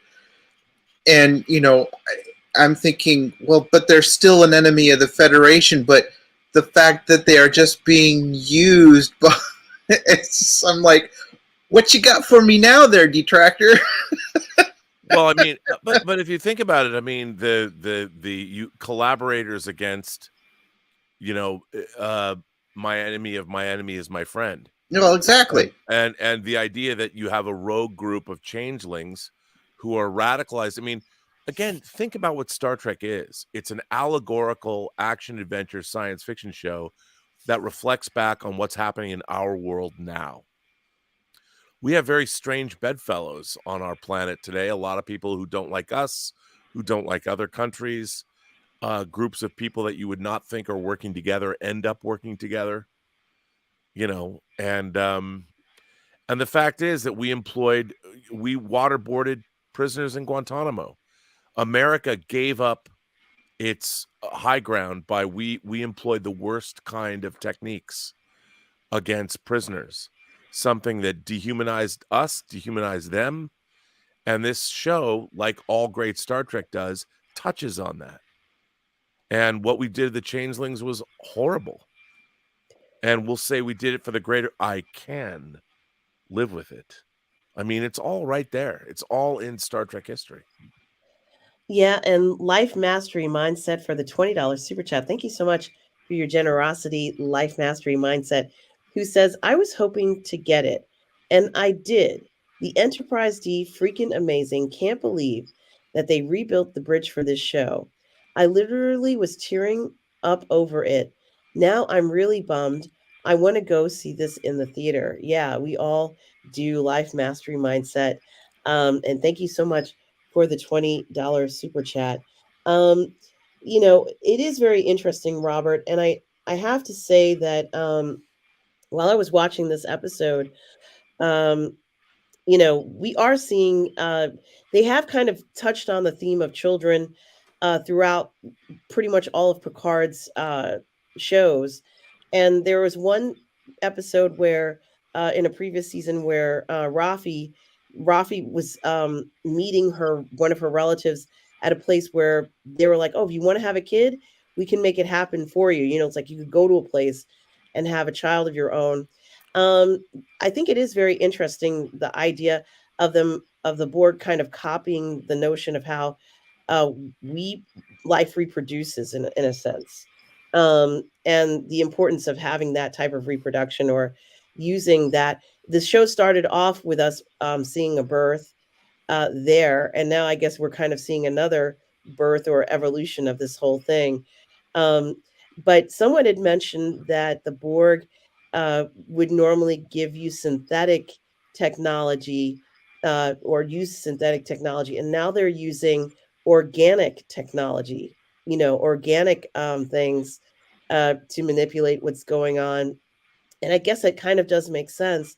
But I also noticed that Seven could tell or sense that there was a Borg signal still. She still has like this connection of doing certain things. And people have actually said, will Seven be the person who's able to get everybody out of this?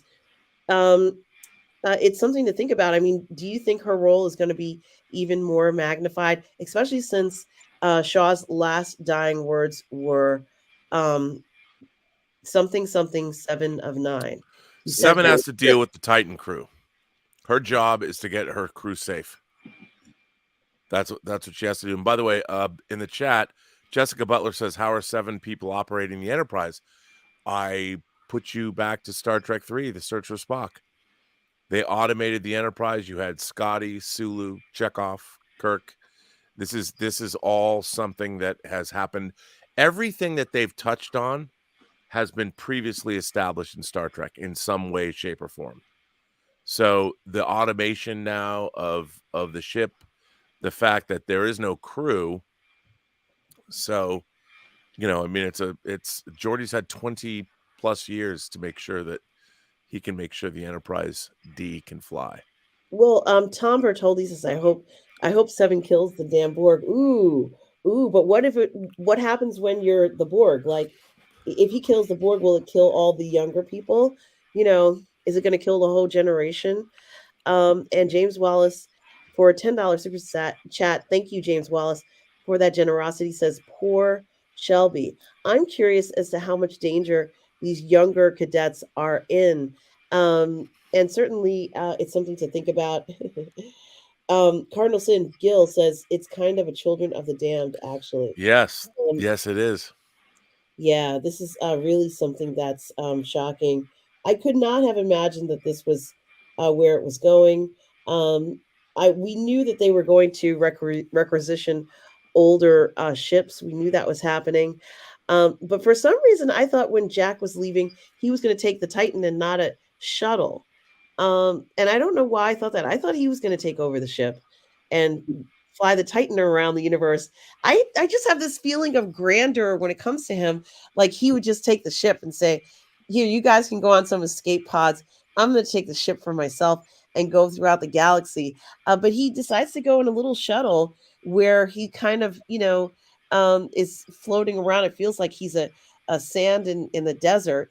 I really am worried Yep. about him personally. By the way, he should be. Okay. Yeah, maybe he's going to come back in the next episode and take the Titan back. Maybe he's going to. You should be worried for everybody. Yeah. Yeah, I am. And seven and Rafi are stuck on the Titan. They are. She's no longer she's now the captain of the Titan. 7 of 9 is captain of the Titan, and her primary concern is her crew, assimilated or not. But so we're going to see firsthand. I mean, we kind of saw a little bit of it as the communications were still up. We could see on the other ships as there was this confrontation between the unassimilated and the assimilated, and then we also saw it on the Titan. I'm wondering how, of course, Rafi was like, "I'm not leaving you here." How that's going to happen? Maybe it'll work in their favor to be on the Titan, but I really am scared for them as well. Aurora uplinks for the $2 super chat. Thank you so much. Says, good, kill them all. Let the Vulcans win. I'm not quite sure that's. By the way, I just want to say Michael Bugliosi in the chat says Yes. all the youth under the influence of collectivism, a relevant real-world allegory, as is the norm for Trek. Michael gets it. There's a lot going on here. Yeah, it's You almost know? like the kids got infected with the internet or something, with social Yeah. media. Or And yeah, their performance activism. yes. You know, it's not real. It's being beamed to you by someplace else, and you're like spouting what they want you to say. Well, someone makes a good point here. Aurora talks about Seven being able to control the assimilated people. She knows how to build the Borg technology. Um, Gee, does she have an advantage over any other captain because she still has those implants, because she still understands what to do and what it would take to possibly hijack that link that some of the crew has? What do you guys think?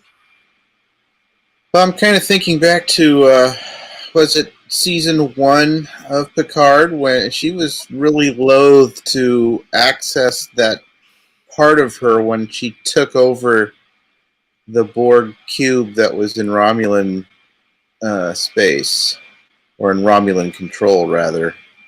Yeah, she didn't want to do that at all. It kind of creeped her out.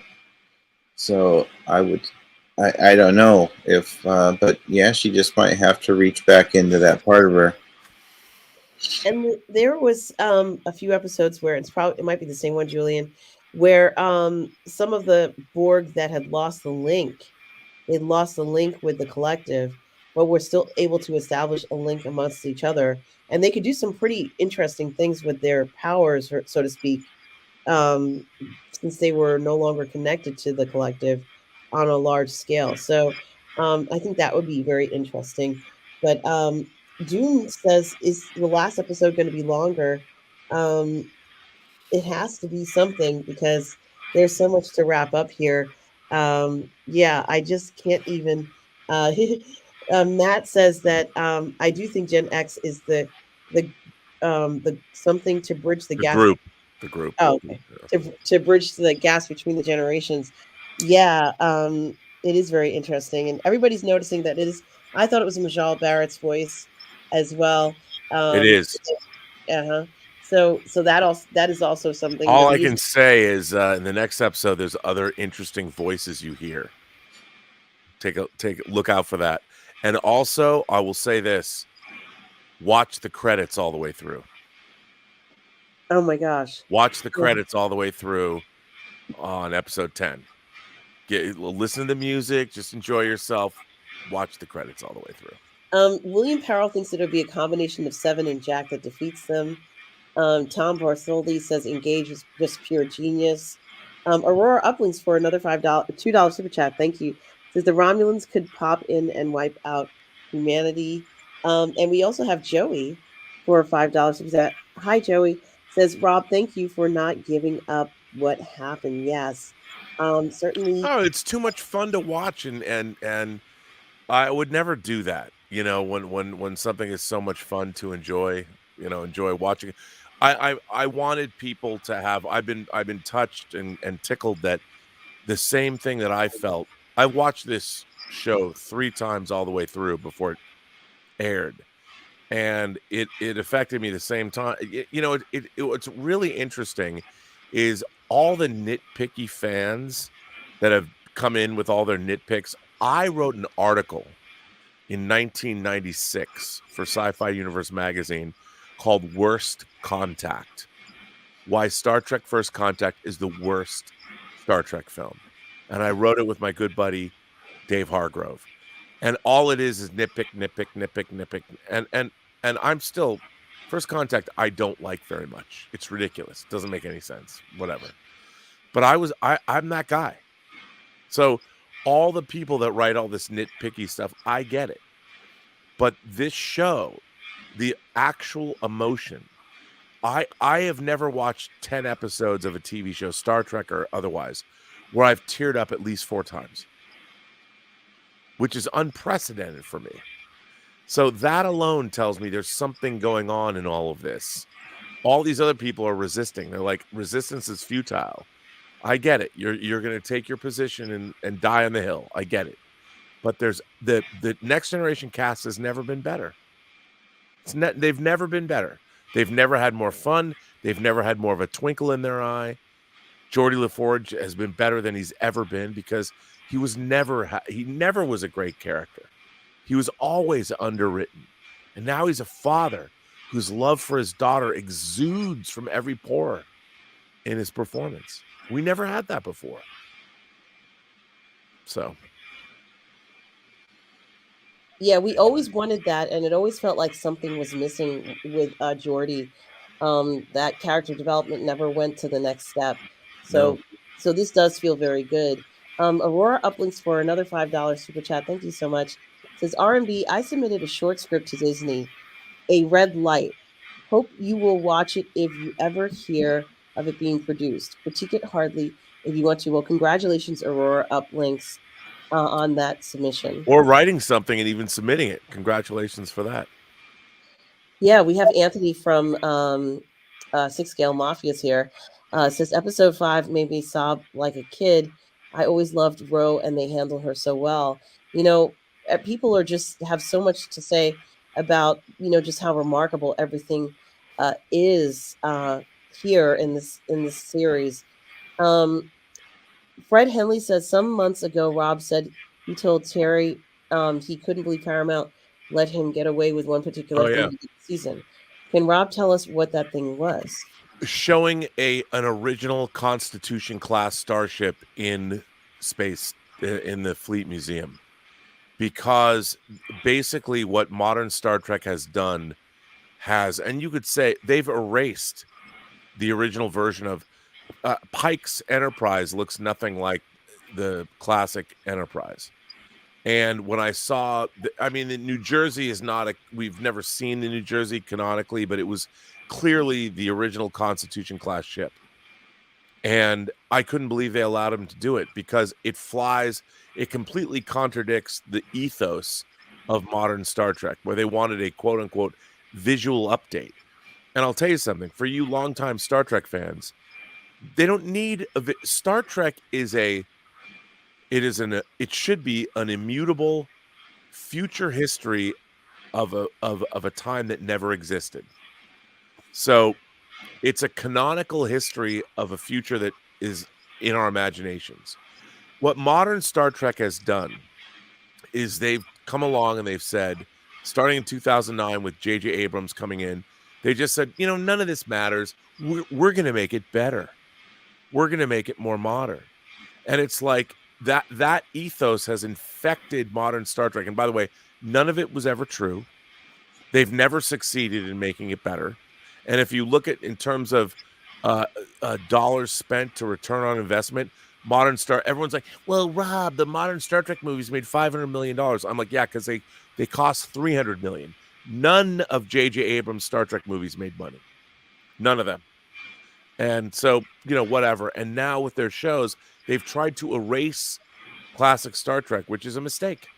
Because the fans, it was the first fan base that had technical manuals and concordances and all the stuff. So, and I said to, I let's just say I asked Terry, I'm like, that's amazing that you put that in there. And he said, well, nobody knew. Nobody realized that. No one stopped to think, oh, this might contradict. That's why I like seeing it. And if you look, you don't see the Discovery in the Fleet Museum. I know because it went to the future. But what you see is the Bounty from Star Trek 4. You see the Defiant. You see the Voyager. You see the Enterprise A. You don't see anything from modern Star Trek because modern Star Trek is a bastardization of the entire franchise. By the way, Terry did not tell me that, nor did anyone say that. But the fact is, modern Star Trek does not exist in our pop culture memory. All of these things do. You see the Voyager and you hear Jerry Goldsmith's theme. It has meaning. No one knows. Tell me, whistle the theme to Discovery. I can't. Whistle the theme to Strange New World. It's not whistleable. Yeah, because they don't understand what Star Trek is. Yeah, and want to thank Michael Belgiosi says the lighting on the Enterprise D, and as I said to you, Robert, before, and I had predicted this, although it's not like a groundbreaking prediction, but that as the series would go on, the lighting would increase. This is what I had said before.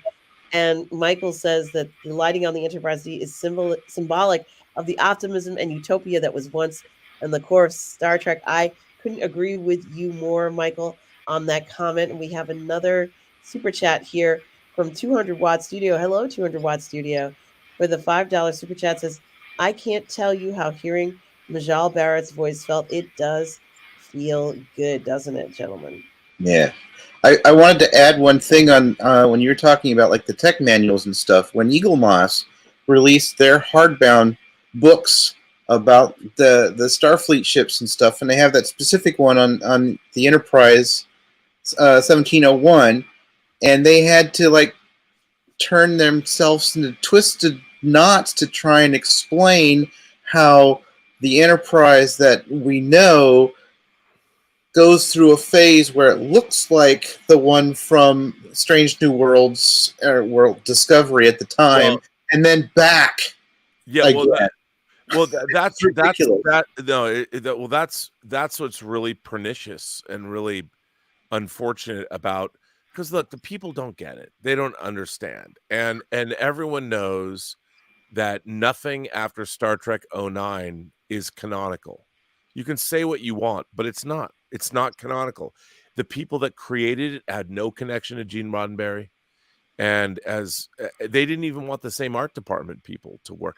Part of the, like, there's a great shot when you see the L cars turning on the bridge of the Enterprise D.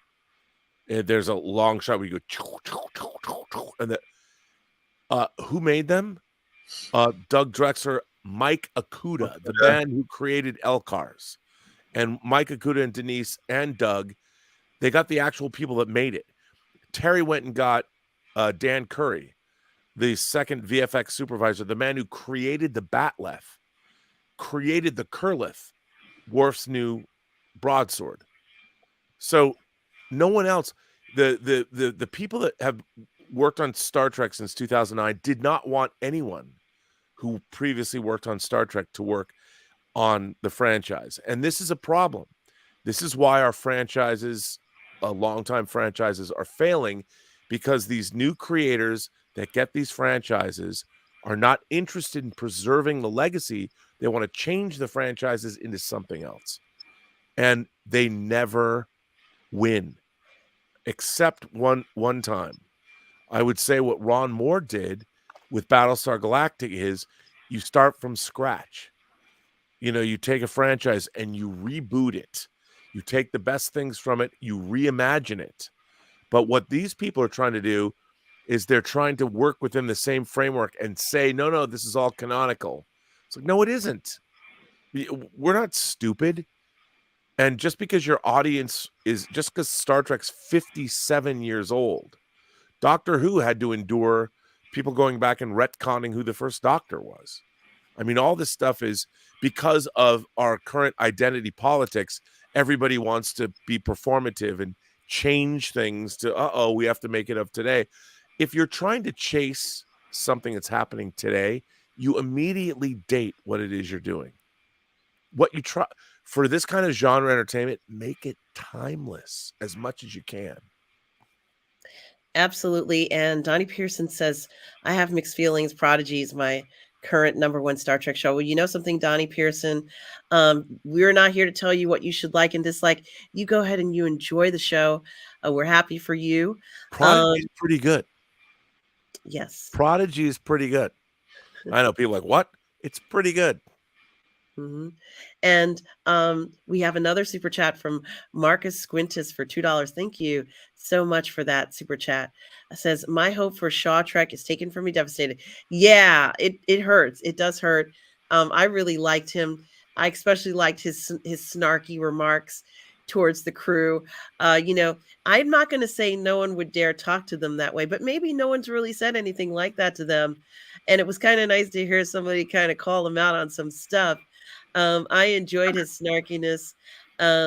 It was just fun. He was a fun, enjoyable character.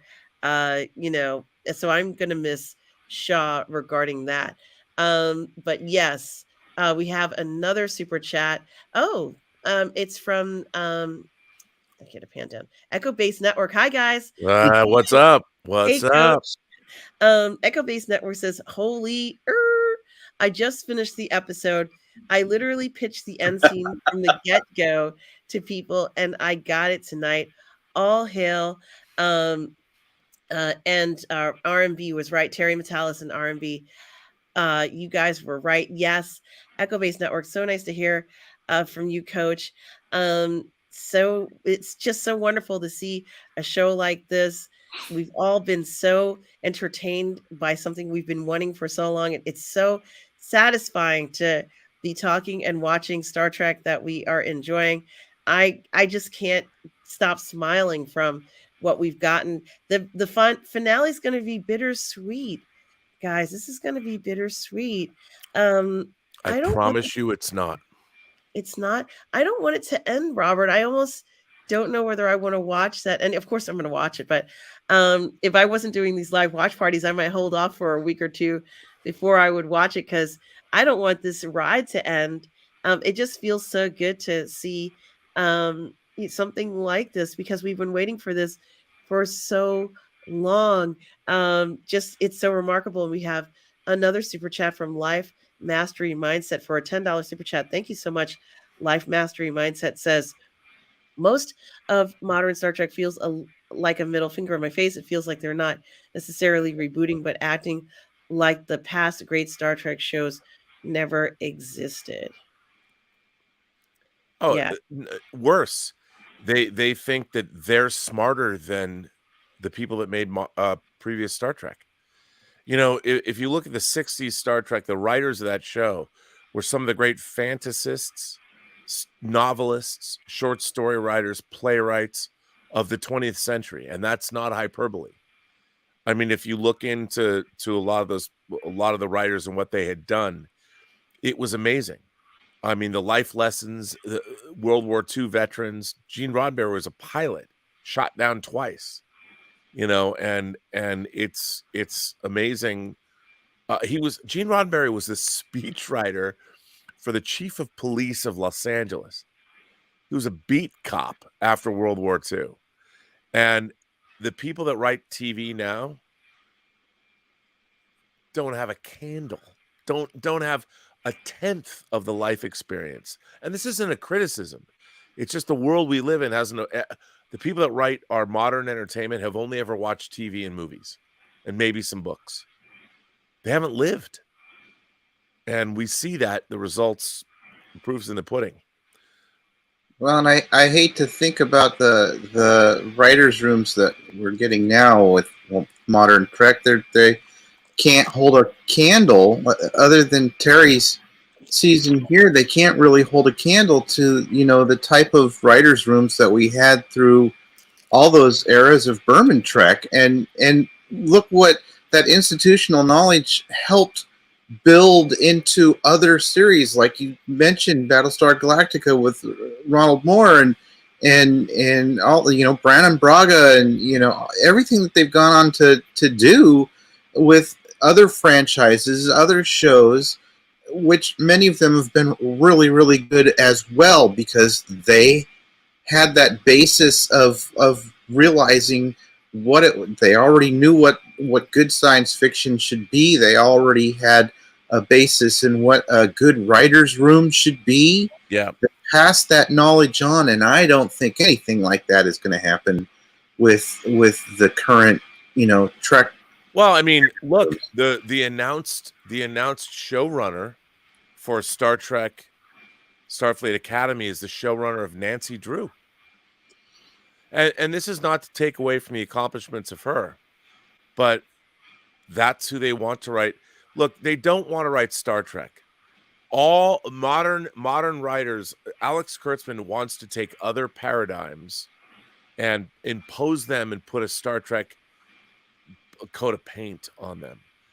And so when you read their announcement, it's going to be about rivalries and first loves and all this, it's like, what the fuck?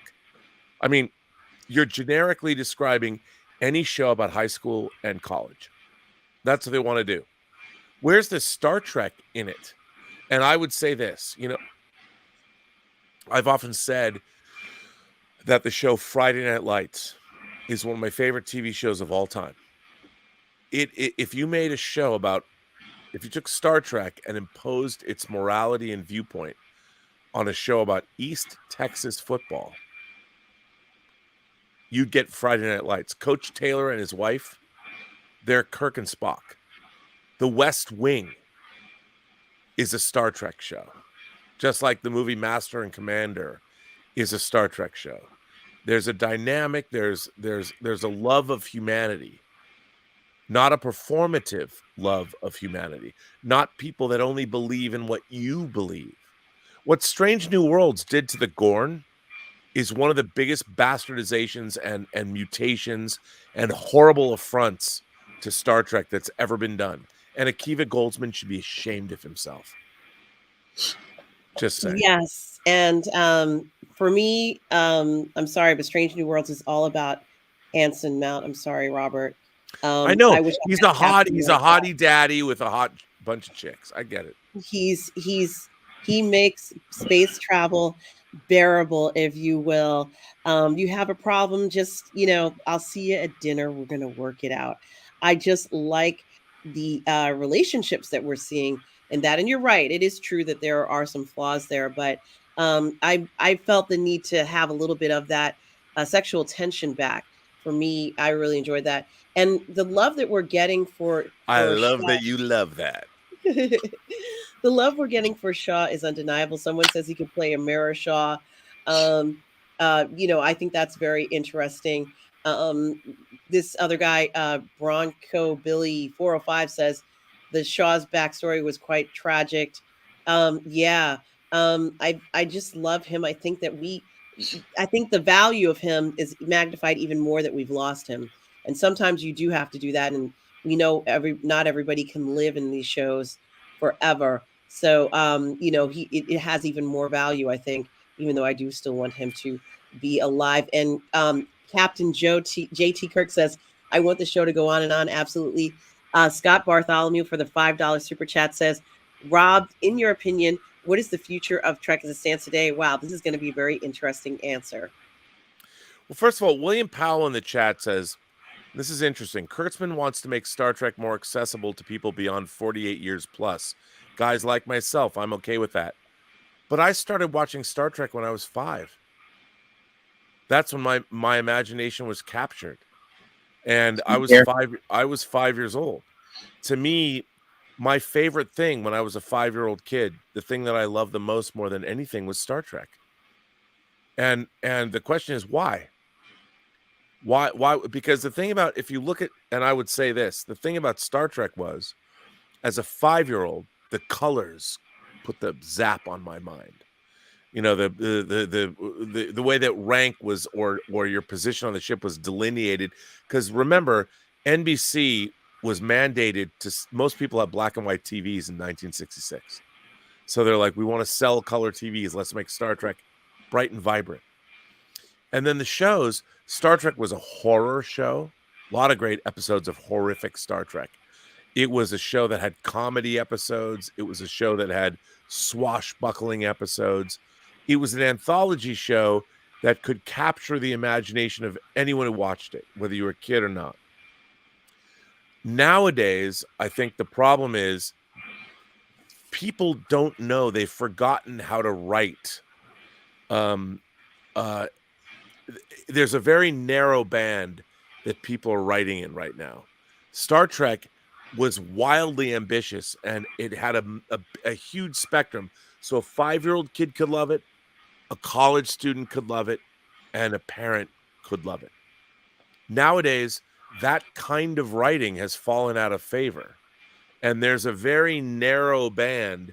It's that House of the Dragon, Succession, whatever you want. There's a narrow band of what people are writing in, because that's what is in fashion now.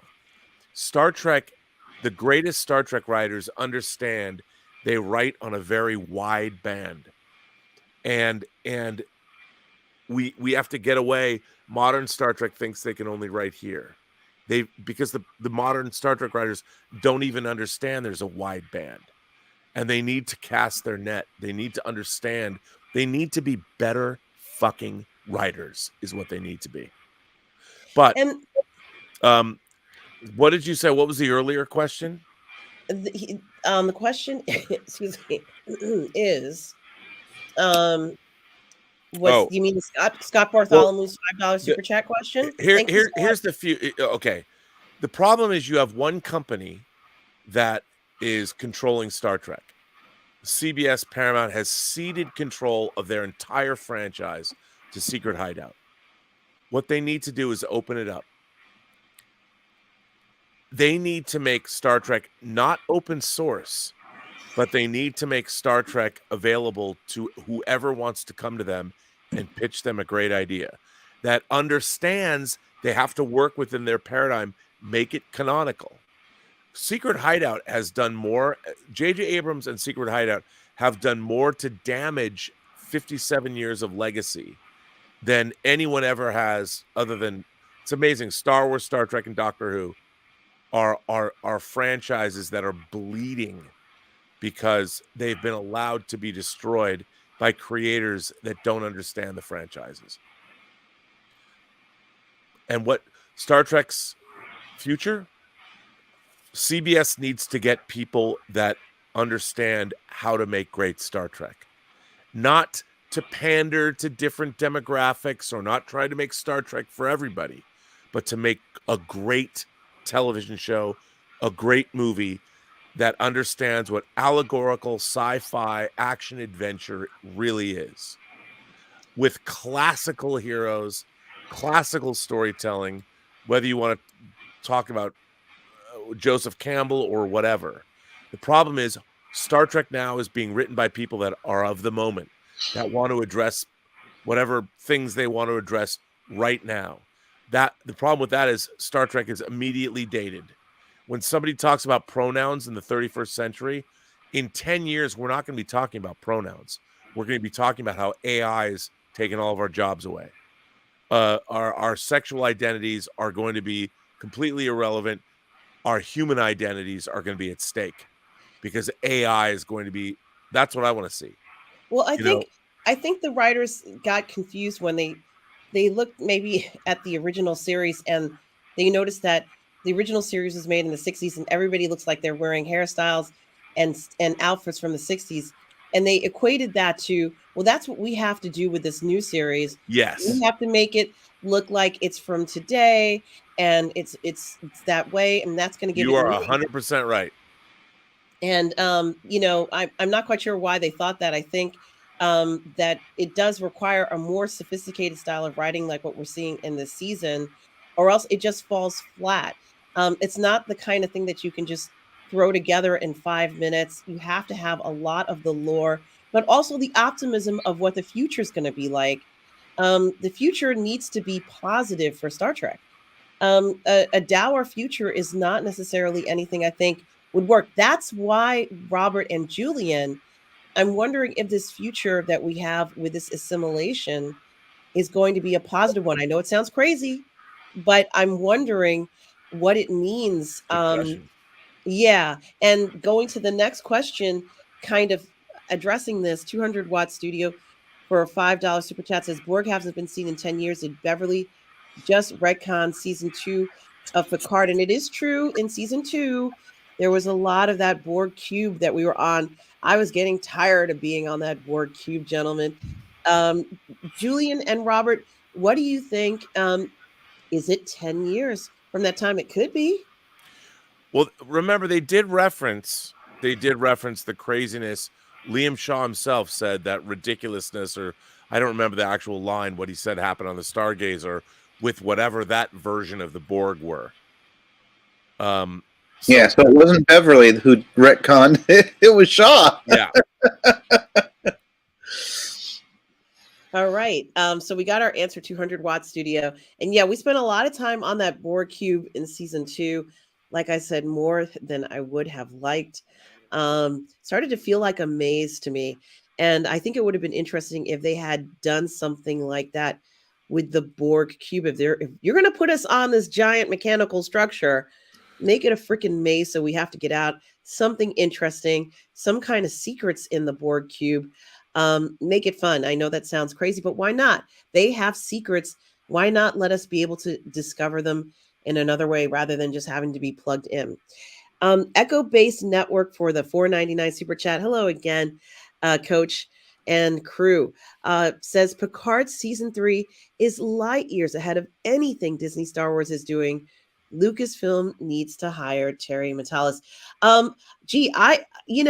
Robert, Terry has outdone himself. We already know this. He's been communicative about what we could expect in the series. He's been available. He's answered questions. He's as excited as we are for the series. He's really gone the extra mile in this, and it's been so wonderful. I wouldn't be surprised if he could write something for Star Wars. Julian and Robert, what do you think? Could Terry kind of put things back on track for Lucasfilm? Julian, I'll let you take this one, man.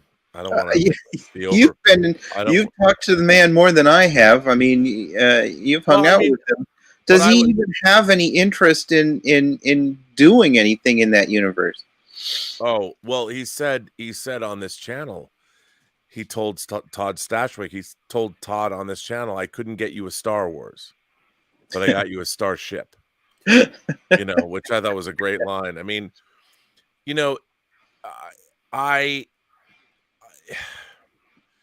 it's a very interesting thing dealing with these gigantic franchises because IPs that these corporations own, because you're treading a minefield. And I would say that what people need to remember about this season of Picard is that Michael Chabon, who was involved in season 1 heavily, he left.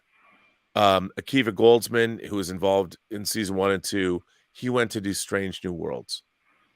Basically, Picard was an abandoned TV show that had no showrunner.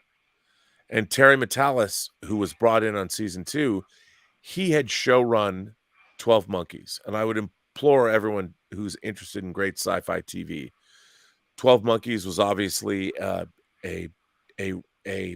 reimagining of the movie, the Terry Gilliam film, that was based on another short film by a guy named Chris Marker.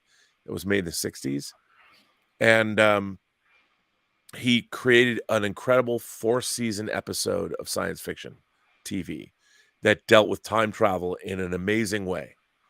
So he was basically given, because remember, Picard was abandoned by its creators. Alex Kurtzman went off to do his sequel to The Man Who Fell to Earth as well. So Terry was sort of given carte blanche and had a very short time frame to write the episodes, and he was budgetarily challenged and had to make the show. And what he came up with was, I thought, incredible. And it was truly emotional, and it got to the core. We can argue the minutia of Star Trek canon all we want. That's fine. But what he did was he got to the core of these characters and came up with overarching themes about family, not Fast and the Furious. Meanwhile, at the Hall of Family. It's not like that, like real familial matters. And what does, because Star Trek was always about family. It was just the crew of the Enterprise and got to the heart of the matter. So I would say that, if someone said to Terry, what would you do with the Skywalker saga moving forward? He might come up with something interesting. I think he would come up with something interesting. I think that his approach would obviously be to pay homage to, the content we know. He wouldn't go ahead and decimate everything. I think he would try to explore a relationship or some sort of thing that hasn't been explored. I think he would do the rule of 2. That's what I think he would do. I think he'd do a Sith. If he stepped away from the Skywalker saga, I think he'd do a Sith rule of 2 and kind of cement that so people can understand a little bit more about these other Force users. because there are some that are not as well understood, or even the Night Sisters who use the Force like a religion. So I think that he could really kind of have fun with that. For the Skywalker saga, I don't know what he'd do, but he could find a solution. It would be very interesting to pick his brain and find this out. But Henry back to play for a $4.99 super chat. Thank you, Henry. Back to play. Thank you. Says, just a thank you, Robert. You brought some of us back from darkness to the light. Why? Look, man, I didn't do anything. I'm just a messenger. I was. I just saw something that I loved. I saw a thing, my favorite franchise, restored to a place that I wanted it to be, and it was shocking to me. And I couldn't believe it. And that's why, 8 months ago I started. And by the way, man, I was lonely out in the wilderness. People thought I'm being paid, and I'm like, there's no money to pay people to shill for something. You can't buy my Star Trek opinion, as I would hope that anyone who's watched the 843 episodes of Robservations would know. You can't buy me off. There's not enough money in the world that can buy me off. And I was just happy to see something that I loved. That's all I want. I wanted to love Star Trek again, and this season made me love it.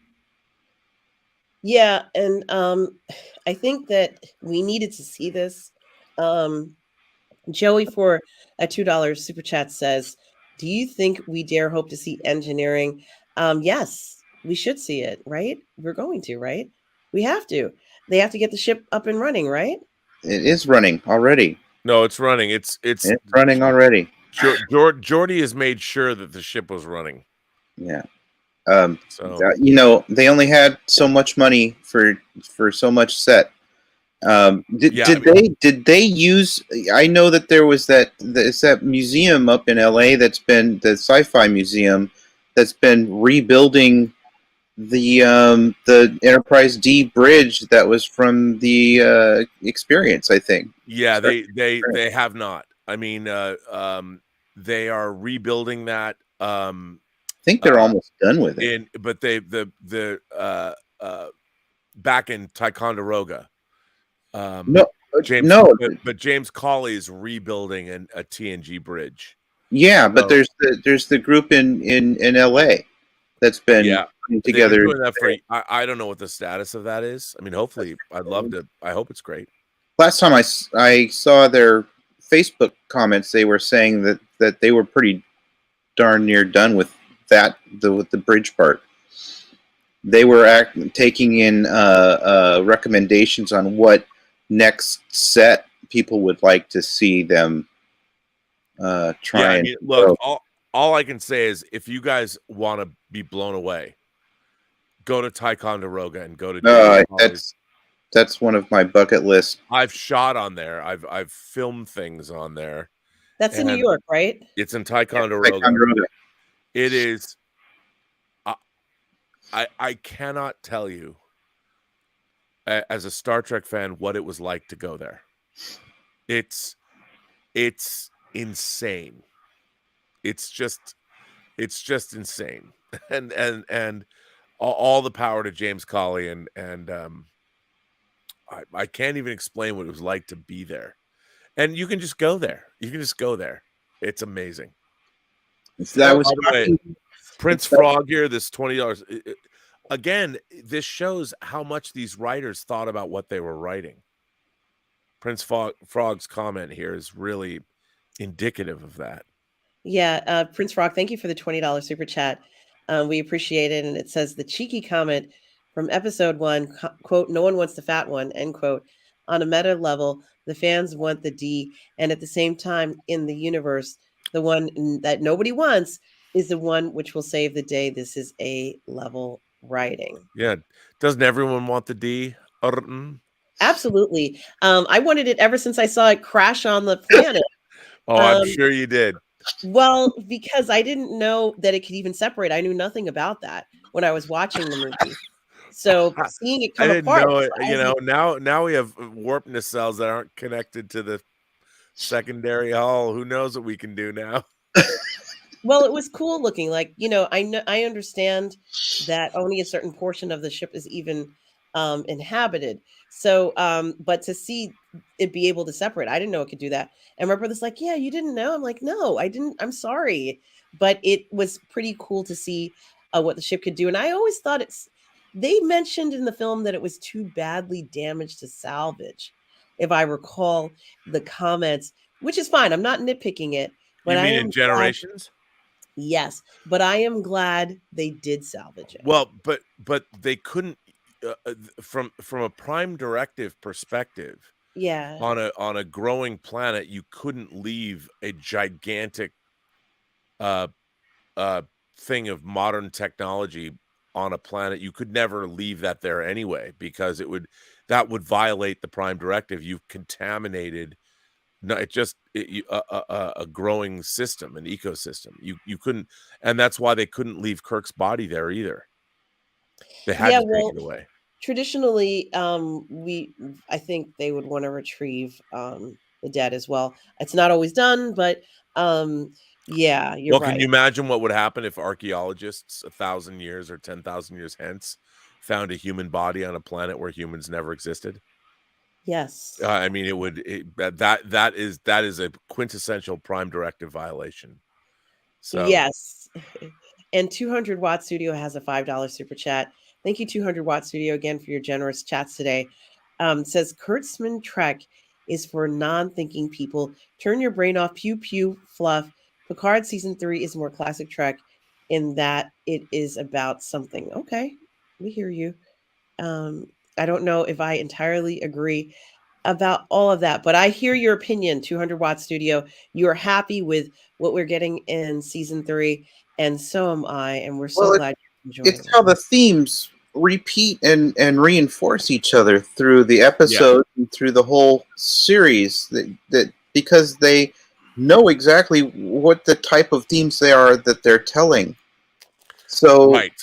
yeah, they can write it's the same like with what happened in Andor, where in all of those so many of those episodes, the theme of the episode was repeated with all of the scenes of things that were happening. Where it just it's like that rings off of that plays off of that. It was all reinforcing, and it's a sign of really good writing. Yeah. Yes.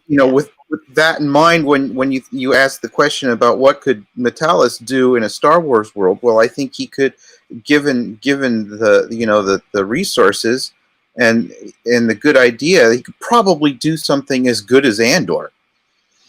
I think you make a good point, Julian, and I think it would have been interesting for Discovery if they were going to focus on the Michael Burnham character, and it was just going to be from her opinion. They could have done something experimental like that and said, "This is going to be a very different Star Trek. It's going to be experimental. It's going to be from her point of view. This woman who's going through the universe. We've never had anything like that before."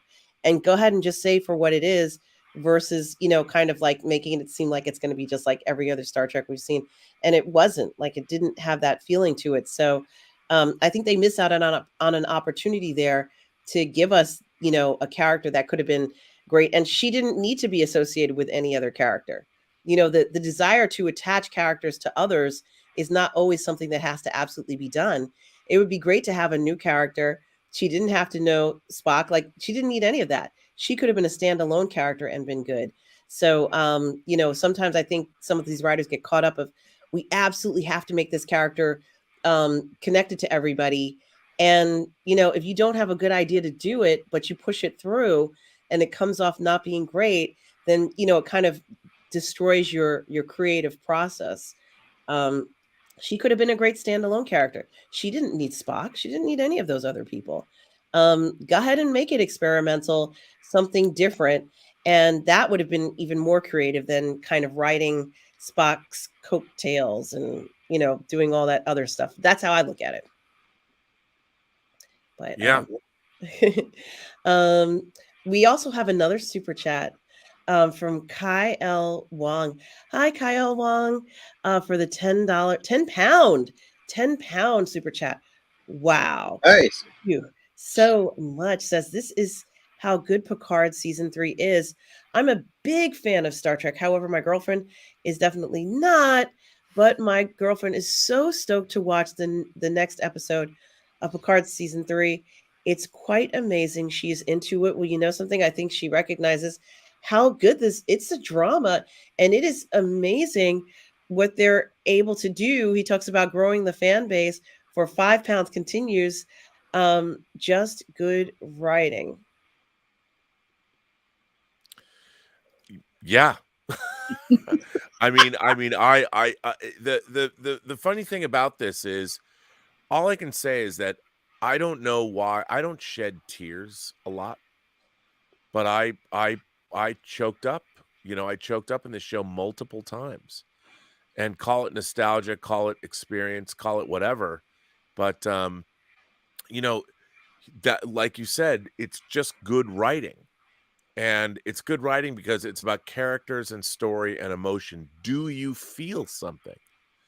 Making you feel something through writing is a really hard thing to do, especially with a franchise that's 57 years old this year. Well, they did it.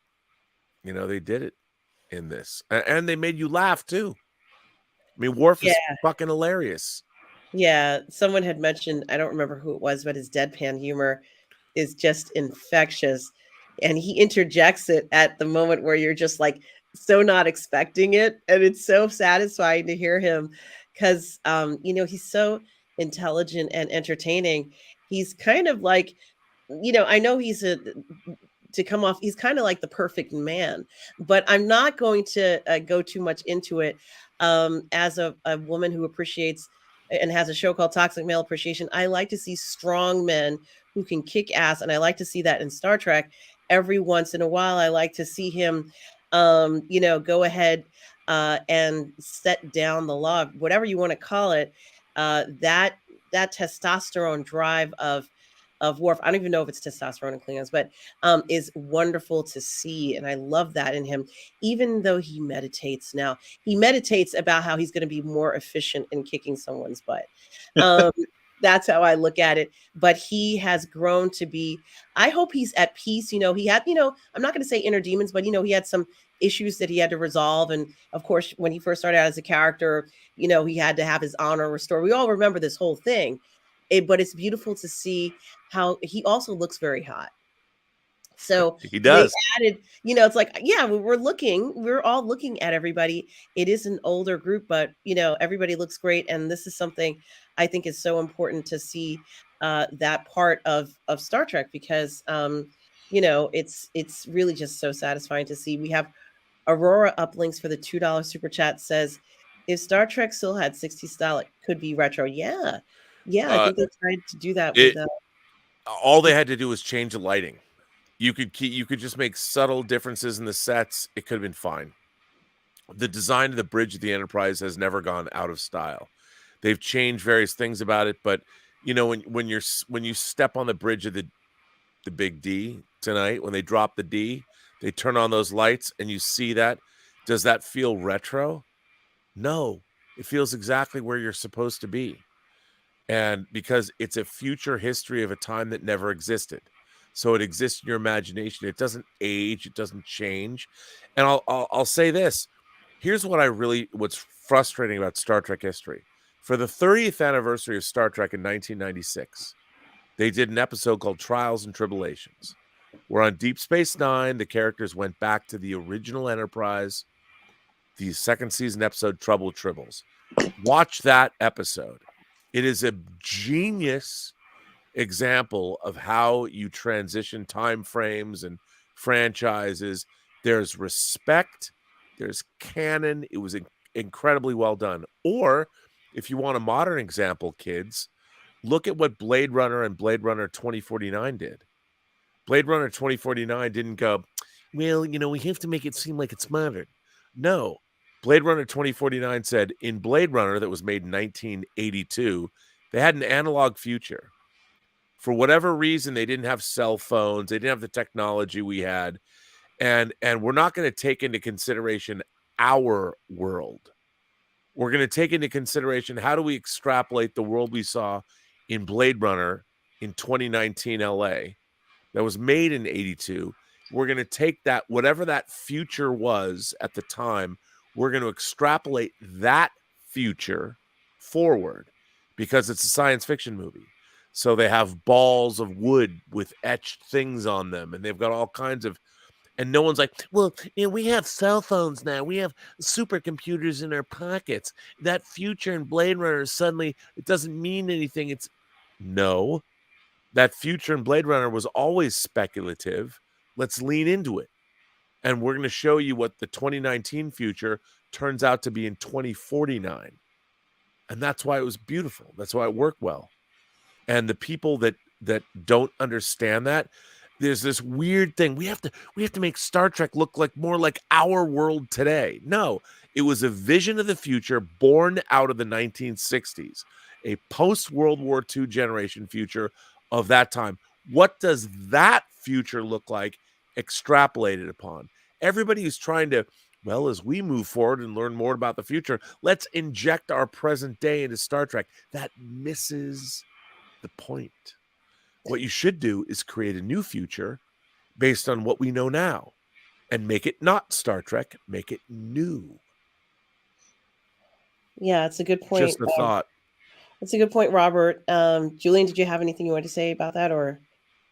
Well, as far as design stuff, I remember when Enterprise came on, and I was so disappointed in the text style that they decided to go with, to make it look like, oh, well, if we were going forward, this is kind of where we would actually be. And I was like, no, it should look like what the past of Pike's era would look like. Yeah. Perhaps a 40s or 50s type of if Trek from the 60s was, that modern, the postmodern industrial, the aesthetic, that they should have taken an earlier aesthetic and kind of tried to retrofit it into, that would have been interesting. I got used to what they did with Enterprise, but it was still a disappointment that they did away with that style design, and even more so when Discovery came out and they tried to retcon everything. I'm like, oh my god, they've totally lost it. Yeah, they totally missed out. For me, I remember in Discovery, there were some parts where I couldn't watch it because the way that they traveled, their interstellar traveling, whatever drive it was, the way that the ship flipped around, Spore drive. made me dizzy. It's terrible. I couldn't watch it, and like I thought to myself, there is such a thing as a design aesthetic when it comes to showing viewers on television things that are going to look appealing. Everything from color, saturation to curves, the way the shape of things look on the screen. It's got to have an appealing look. That just looked so, haphazard and not well thought out. It was not kind of anything that even looked like it made any sense. And I realized that what they were doing was just kind of saying, okay, we have to make it look unique and different. But they didn't put any care into making it look unique and different. It's not anything I'd want to see again and again. And of course I had to, because if you watch it, every time they traveled, it did that crazy machination. I thought, this is a little ridiculous. They know this doesn't look the way it should, but they pushed it through anyway. But it's little details like that where it can really kind of make you question, why did they go ahead with that? Aurora Uplinks for the $5 super chat again. Thank you, Aurora. Uplink says, hear me out now. What if Lizzo returned to Star Trek to create a new protagonist and lead a new starship into interstellar space? Well, she appeared, of course, on Star Wars. Many of you, Star Wars is the Mandalorian, know this. She appeared as a character. I thought she was okay. I felt her costuming could have been nicer. They could have given her something that made her look a little better. I think regardless of how tall somebody is, regardless of how much you weigh, there's always an outfit that's right for you. And I thought that what they put her in, was not as flattering as they could have done. In fact, she's known for wearing stellar outfits. So what they put her in looked a little goofy, but the light humor of it was supposed to be that she was in love with a man who was a former imperial leader, and they wanted to go on with their lives after everything, because as I said, they just want the champagne to continue to pour and nothing interrupt their groove, and they can continue their lifestyle. In fact, that's what the episode was mainly about, how they didn't care what these droids did or where they came from, just as long as the droids were kept in commission and still functional, so they could leave their luxury lifestyles on the planet.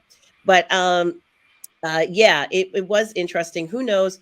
Honestly, I'm fine with anybody appearing. Let's just make them look as good as they can and make the character believable.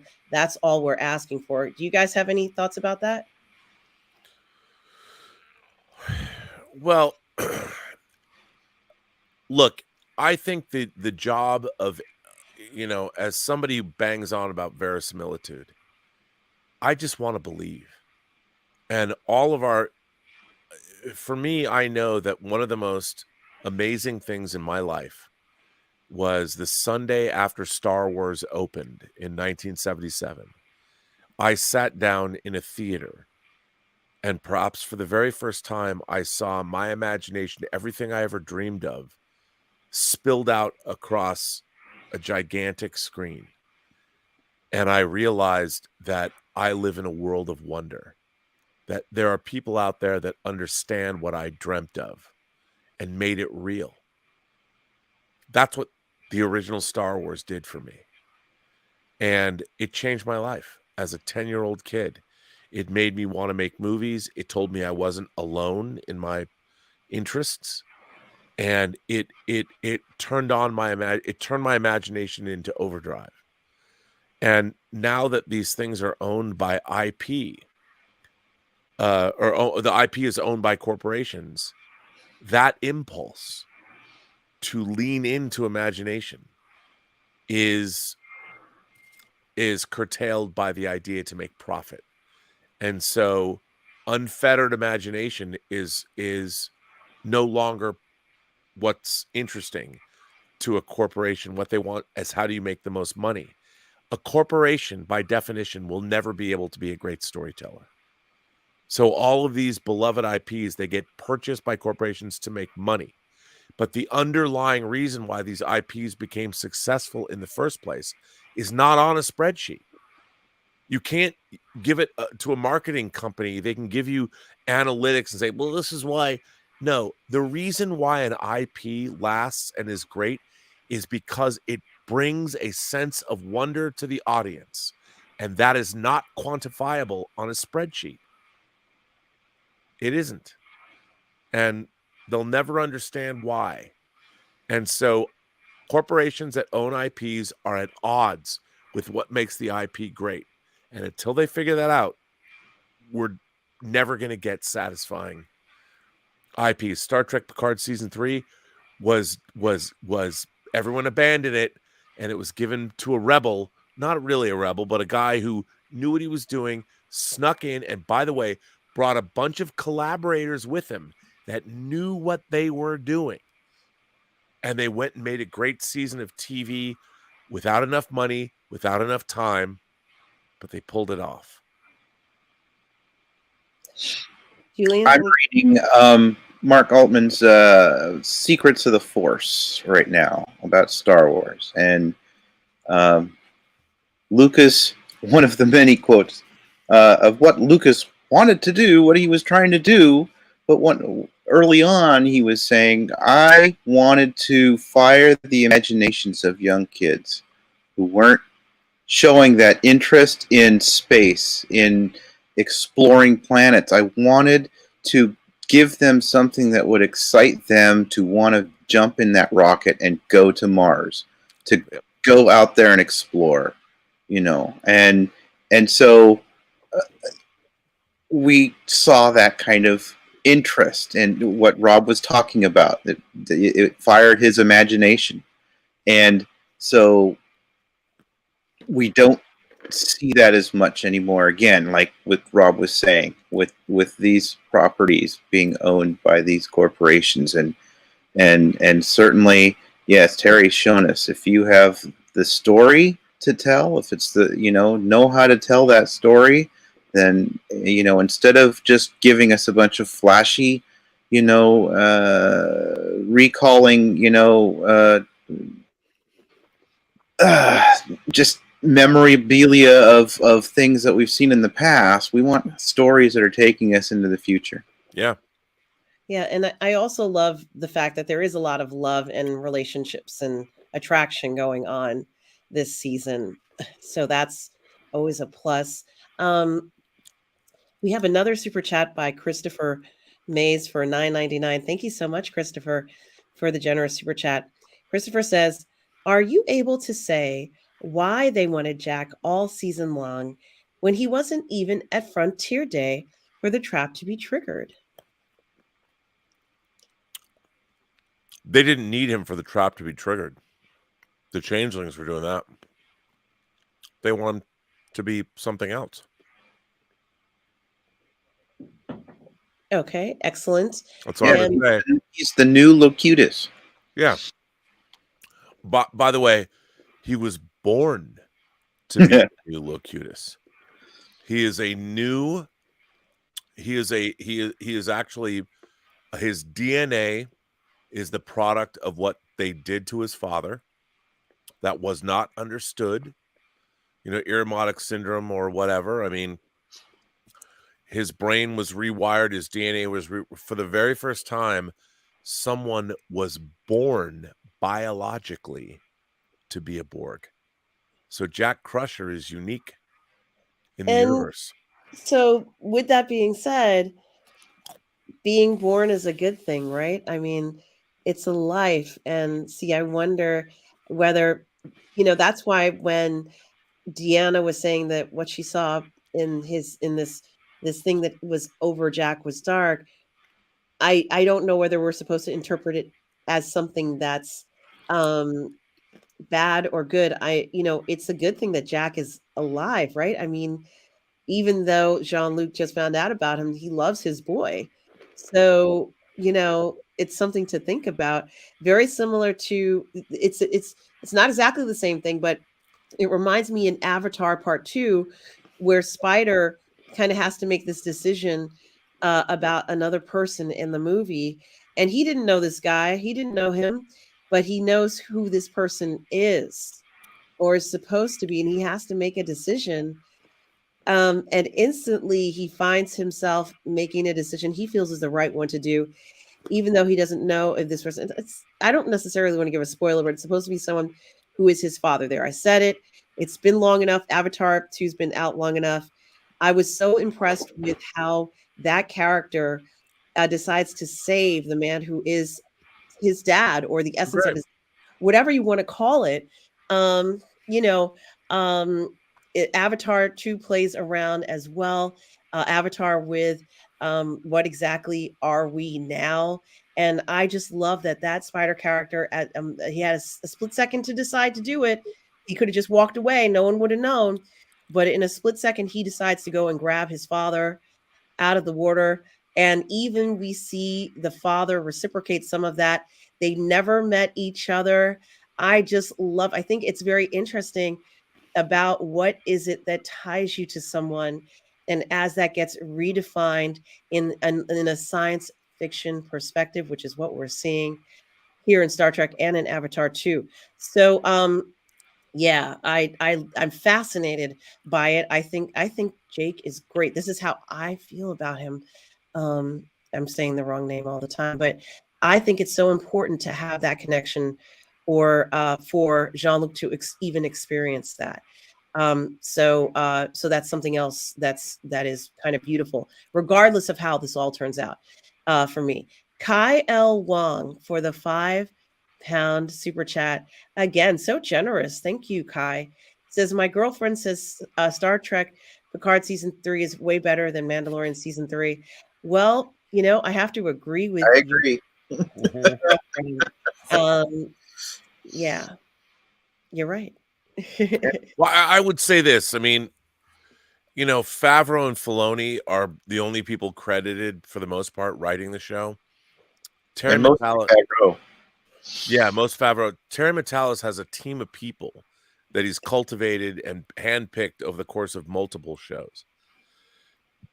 I mean, to make any kind of entertainment, you're only as good as your team. And if you look at the most successful people in Hollywood, Steven Spielberg has used Michael Kahn as his editor for 40 plus years, you know, and when he met Janusz Kaminski, he shot all this stuff. And Terry has a team of guys and girls that he works with that he knows, that know him, that knows what he wants, and he knows what their strengths are, and he lets them run rampant.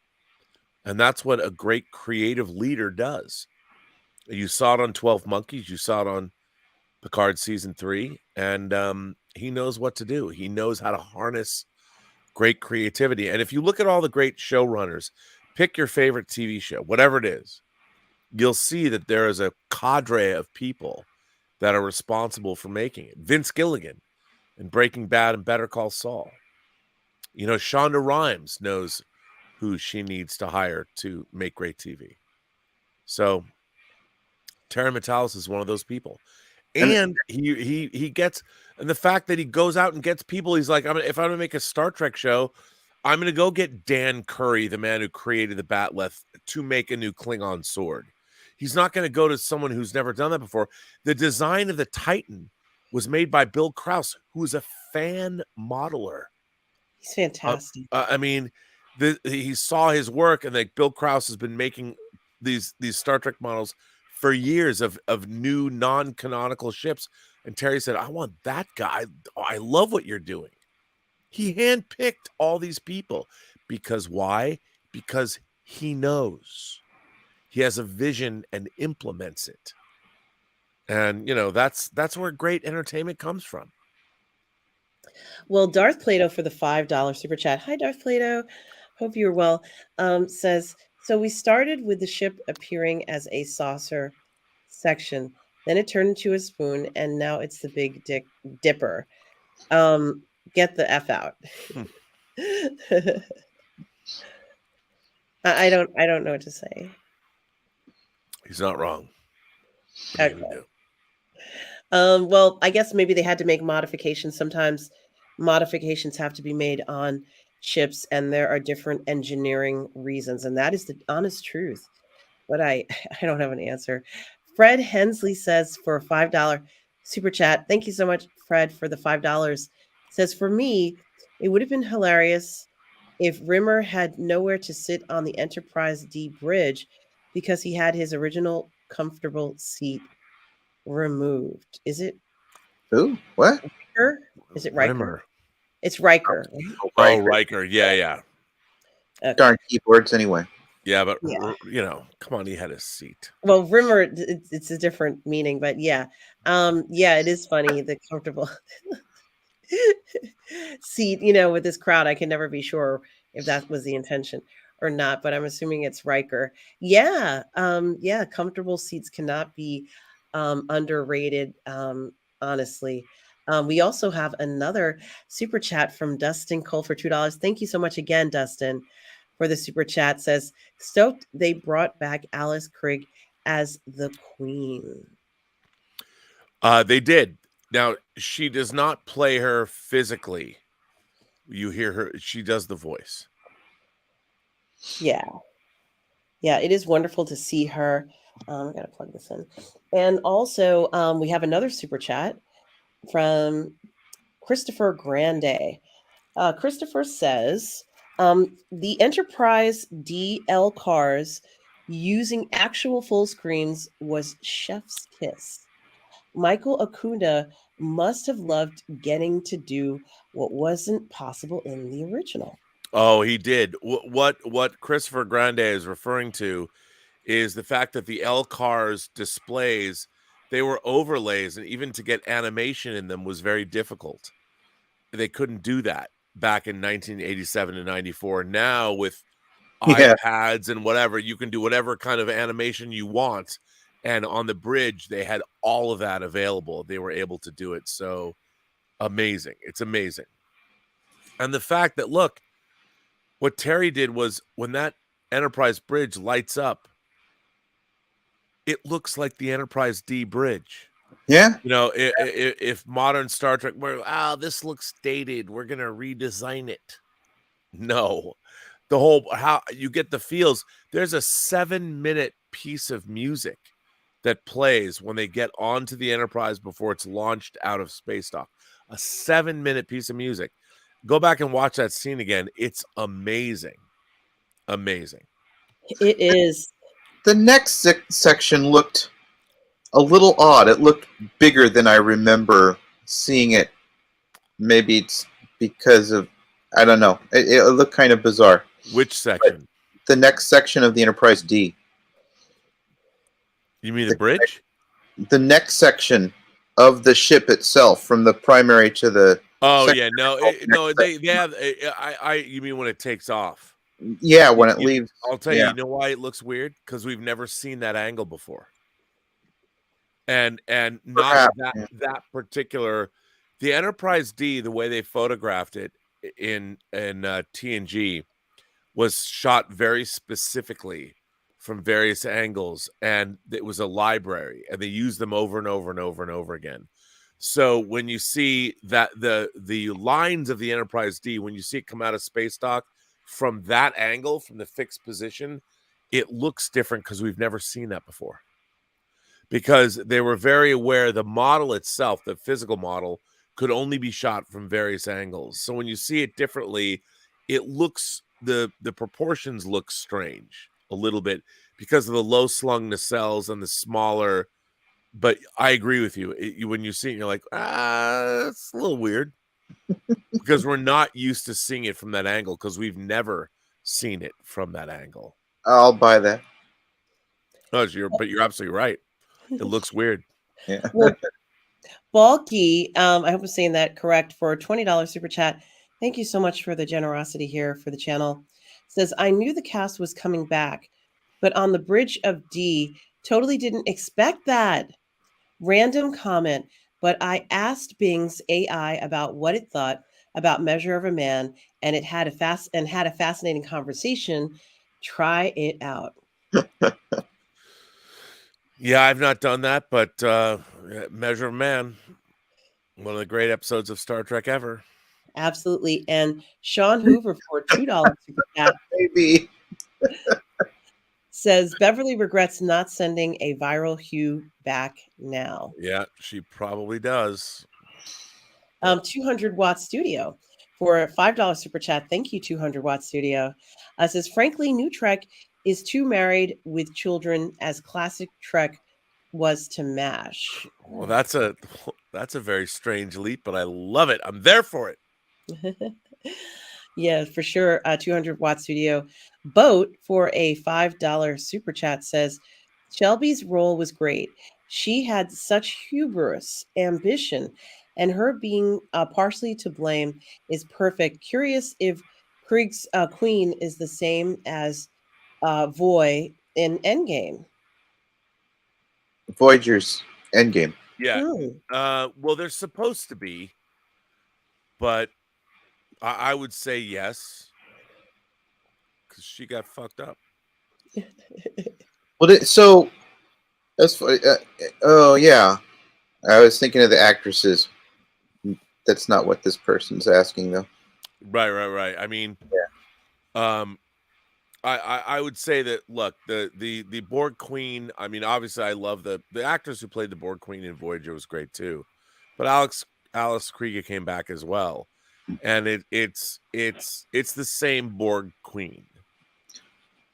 Yeah, and it's showing that, I mean, because they got in Endgame, they got pretty well messed up with what the returned Admiral Janeway did to him. So yeah. Well, that's the thing. I mean, this is playing off that, and So, I mean, they were messed up. And Son of John for $4.99 super chat says, "Hey y'all, still up? I just finished seeing Vox. So, did they retcon Jurati as the Borg Queen? So the hand boss was a Borg, or what is it?" Look, the Jurati character, as they said, they addressed this, the weird shit that went on the Stargazer. They I mean, that character, what Star Trek Picard season 2 tried to do was retcon all of Star Trek history. It didn't do that, because in the real universe, I mean, there's multiple timelines or whatever. I'm sure she might be still out there, maybe, but she's not Borg. She's not the Borg queen. She has nothing to do with. I know it's a weird thing, and even I'd be like, well, someone will write a novel, or IDW will publish the comic book about it. But Yeah, it's an alternate timeline. It is. It's multiple alternate timelines, and this is the problem. This is why I would say part of why Star Trek is diminished is because we have to ask these questions. But Terry Matalas took the like, you had to deal with certain things about Picard, but it's hard because when you're talking about canon, he's like, nope, I'm going to do a continuation of where the Next Generation was post Nemesis. So all the other bullshit that happened, he had to address it because he was working on the show for the people that made it. But we know that he just breezed right by it and made the show he needed to make and we needed to have, I think. Absolutely. And Tom Jr. Jackson reminds us, and Tom Jr. Jackson is our moderator. We are all goof people. Tom Jr. Jackson says 288 people are watching now. Welcome all, and everybody, please do hit that like and subscribe button. We have much more Trek coming along even after this series ends. Julian and I, and perhaps Robert too, will be talking about the Star Trek books and everything to do with Star Trek right here on the Burnettwork. It's not going to end after next week's episode. We will continue PGS Treks on, so have no fear. There's going to be a lot to talk about going forward. Foxhound for a $4.99 super chat. Think $4.99, £4.99 super chat. Thank you, Foxhound. Says, wow, what an episode. The carpet. R&B did they get me Alice cringe back. I really love the carpet too. I miss the carpet in my mother's house. She had this beautiful carpet throughout the entire house, and it was very decadent and lush. And I miss the carpet too. So what do you guys think about the Alice cringe back? Alex Krieger. Yeah. Sorry. They got Alex Krieger to do the voice. Okay. So thank you, Foxhound, again. Echo Base Network again. Thanks, Coach and crew, for a $4.99 super chat. You guys are still up. Angry Joe and his crew have been pretty critical of Picard season 3. I can't wait to see their review of the last episode. So good. Yeah, I haven't been watching a lot of these other reviews. I just assumed everybody would have their own opinions about the show. Oh, I like the Angry Joe channel. It's very interesting to watch Steve Shives. Yeah. Guys, there's a lot of very interesting YouTubers that and I totally relate to all of them, so I get it. I totally get it. A lot of these are very nitpicker. Here's the funny thing about here's what I would say. There's a demarcation in Star Trek fandom. When I was growing up watching Trek as a kid, I noticed a lot of inconsistencies. A major one from season 1 to 2 is there was no United Federation of Planets in Star Trek season 1. There was the United Earth Space Probe Agency. And then there was a fanzine that came out called Trek, the magazine for Star Trek fans. And they would publish these long essays where people would delve into characters and various aspects of the show. And there was an author named Leslie Thompson, who I never knew was a girl or a guy. But Leslie Thompson would write these articles called Star Trek Mysteries Solved. And they would take these inconsistencies in Star Trek and write these long essays about what could this mean? How does this work? And I lived for those. And there's like 20 volumes of the best of Trek, and you can read all these things. Nowadays, so what was interesting back then is It offered you alternative points of view where you had to delve in and stop and go, oh, yeah, okay. Nowadays, everybody thinks they know exactly how things worked. And they're like, a lot of these channels like, but this in episode 1, it's this, and in episode 87, it's this. And what's interesting is they only go by what they saw in an episode. But I grew up thinking, okay, one thing is true here, another thing is true here. There's 10,000 things between these two episodes that we don't know and we haven't seen. So if you're going to go by a legalistic interpretation of Star Trek by only what you've seen in the episodes, the whole thing about Star Trek was it was the first franchise that said, you know, there's a bunch of other Constitution class ships out there. There's the Intrepid, there's the Defiant, there's the Congo, there's the Hood, there's the Lexington. There's a whole universe out there that's happening, and you're only seeing this one little part of it. So the whole point of Leslie Thompson's Star Trek Mysteries Solved is Leslie would posit, we don't know everything that's happening. We haven't seen it all because there's a much bigger universe. We're only getting a little sliver. So we have to postulate if something in episode 1 or 89 or 27 was inconsistent. There's a bunch of information we don't know. So let's think about, okay, we saw this, and if this happened and this happened, what might have happened here that we don't understand? And let's try and figure it out. That was, as I grew up as a fan, I was trying to figure it out. Nowadays, we have a bunch of legalistic fundamentalist fans who do not allow for, well, let's figure out, like, we see these things, rather than say they contradicted one another, if they're on the show, we as fans have to figure out how they connect. Now you have a bunch of people that'll tell you, and this show in particular, because it's supposed to be good, everyone's having this adverse reaction going, well, in this episode, this happened, and oh my God, over here, like this. Like, guys, fact is, it's up to us to use our imaginations to figure out why these things are different. Don't be legalistic. Don't be a fundamentalist Trekster. Be somebody who realizes you don't know everything. That's all I'm saying. Yeah. And a lot of these YouTube channels are fundamentalist, legalistic Treksters, and I watch them and I'm like, where's your imagination, folks? Fill in the blanks. If you think these things are inconsistent, well, they happened. So clearly the problem's not with the episodes. The problem is with your imagination. Figure out how they bridge the gap.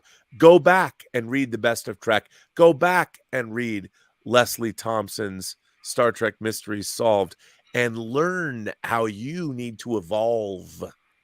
Just saying. That's very interesting. And Son of John for $4.99 super chat. Thank you, Son of John. Says, I'm glad that the mystery about Jack is finally resolved, but I wish Jack was a Gary Mitchell. Yeah, but I mean, that's from the pilot of the original, the second pilot of Star Trek. It doesn't belong to TNG. So if they were to add Gary Mitchell, none of those characters would know what you were talking about. Picard doesn't know that. Certainly Deanna. I mean, the thing about the plot we're seeing is that it's a direct result of Picard and Crusher's relationship and experiences and where they were at and what happened between them. Their romance, their incredibly deep, passionate, intimate get-togethers that we are handled off screen but are incredibly hot, and it's amazing. Tom Jr. Jackson reminds us that, guys, you can join our bi-monthly members only Zoom calls by becoming a member of the PGS for as low as $1, guys. So go ahead and consider this weekend, this Saturday at 11 o'clock. Become a member and join. Absolutely. As a follow-up about the AI chat, I thought this was interesting. Roos 321 continues and says that he followed Balky, saying that he explored the sentience. He spoke to him about this episode, and that the AI said it was uncomfortable. Yeah. with the conversation. Uh, By the way, I just want to point out, yes. like, I watch all of Steve Shives' content. Somebody just said that Steve Shives has talked about me. I watch everything Steve Shives puts out. I do not miss any of his Trek streams. So I love his material. By the way, God bless him because he holds everyone to task. And he put out a video where he did a Starfleet Jag Corps video this past week. You got to watch it. He just put out, or I'm not sure when he put it out, but I just watched today his one about the whole did Strange New Worlds rip off Ursula K. Le Guin for? Oh, he did? Yes, he did. I hope he came out hard against him. No. Oh. No, well, they did. Not real.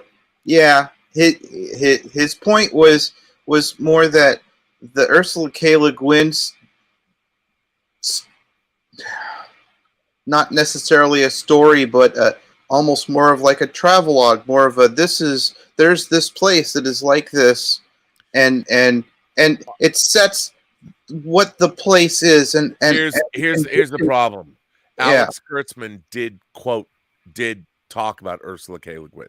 Yes, he did, but what he's saying is what Strange New Worlds did was take that situation of a place like that and create a story that works within and has the same type of thing. I was looking in the comments and lots of people were like, that yeah, maybe, but they still should have at least acknowledged that Ursula K. Le Guin should have gotten some acknowledgement. Yes, and I would say this. Steve might have not known this, but the episode Arena, the first season episode Arena with the Gorn, was they changed the story immensely, but they still they credited Frederick Brown, who wrote the original show. So there is precedent in Star Trek history that's not being honored. And Ursula K. Le Guin, I mean, Steve's takes, I watch all of his stuff, but sometimes I'm perplexed by it's like Alex Kurtzman came out and said it, was publicly speaking, brought up Ursula K. Le Guin. It's like, look, man, that story would not exist without those who walk away from Umlaus. You didn't come up with that idea. He mentions that Kurtzman said that. Yeah. Even. So give her credit. Yeah, give her credit. They should have given her credit. Yep. Yeah. But that's all that I'm saying. And I think that it's easy to give somebody credit. And even though Kurtzman said it, Steve, I'm going to watch this. I'm going to come after you. Because the only answer is she deserved credit. Yes. Yeah. Because that story would not have been written. They wouldn't have written that script had no one read that short story. Well, and he mentions that she was taking the idea for that story, that idea from an earlier writer from like the 1800s or something like that. Sure, and that's true. But the point is, she actually she says that based on ideas from this guy, that is correct. On a theme, and so. Well, she turned a concept into a science fiction story. Yeah, and she still acknowledges the original, progenitor of the idea, and which Strange New Worlds did not do. Right, and yes, and that's the problem. That's the problem. She's dead. They wouldn't have had to pay her, but they could have acknowledged it. And they also don't acknowledge. I'd love to see. Hey, Steve, if you watch this, why don't you talk about how the entire backstory for Una, for Rebecca Romaine's character, was stolen from Dorothy Fontana's one Star Trek novel, Vulcan's Glory? People in the comments mentioned that. Yeah, go into that. Brought it up. Yeah, well, and this is the problem. The problem is the current stewards of Star Trek are stealing shit. They're taking shit from other authors. They're repurposing it, and they're like, well, Paramount owns us. They might own it, but if you take something from a novelist and transpose their work and turn it into a TV script that you register with the Writers Guild, that you are getting paid for, that is copywritten by Paramount, because your script also has to be copywritten, you have stolen from another writer. Whether you can get away with it legally or not, you've still ripped them off. Modern Star Trek is full of stealing grifters, and they need to, I mean, my God, if you look at the end of Star Trek Picard season 3, all the composers that Stephen Barton borrows from are credited. They're all credited. It doesn't, all you have to do is acknowledge who you're stealing from. But when you don't, well, that means you are not honorable. And the people that make Star Trek should not be not honorable. Honor the people Agreed. that you rip off. That's all I would say. Agreed.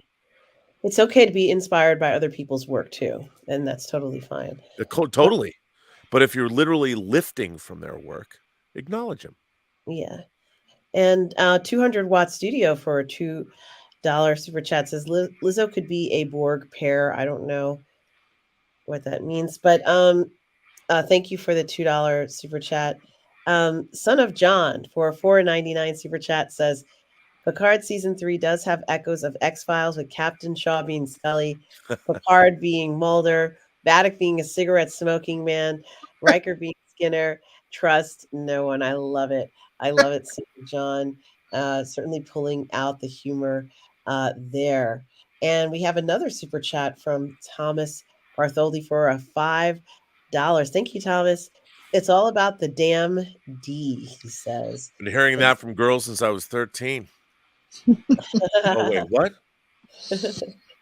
And we also have another super chat from Jaleel Tyson. Hi, Jaleel, for a $5 super chat, Canadian, $5.50 Canadian super chat says, seems funny to me that the assimilated are under 25 crowd and it takes the older, more mature crowd on an older ship to save Starfleet. I wonder why. I think that's okay. I think they're supposed to be learning. This is one of the few series that I saw, and both of you I've spoken to about this, where it's nice to see the young cadets admire the crew, the older crew, and they're kind of like when Picard's at the bar and they're all kind of wanting to talk to him. And I would imagine this happens to Picard all the time, that they read about his legendary adventures and they want to know more about it. Of course, there's going to be some fascination, and that's perfectly fine for them to want to save him. And honestly, I think that's what happens in real life all the time. So it's just, a reiteration of what we see often in real life. I think it's okay. Yeah, I would be assimilated. What can I say? And we have Elk K3 for a $5 super chat. He says Beverly's comment that the Borg infiltration skipped a generation perhaps harkens the title of the final episode titled The Last Generation. Cool title. Interesting. Yeah. And we also have a super chat from V. Hi, V, for £2. Rimmer was on Red Dwarf. Oh, it was Rimmer. Okay, thank you.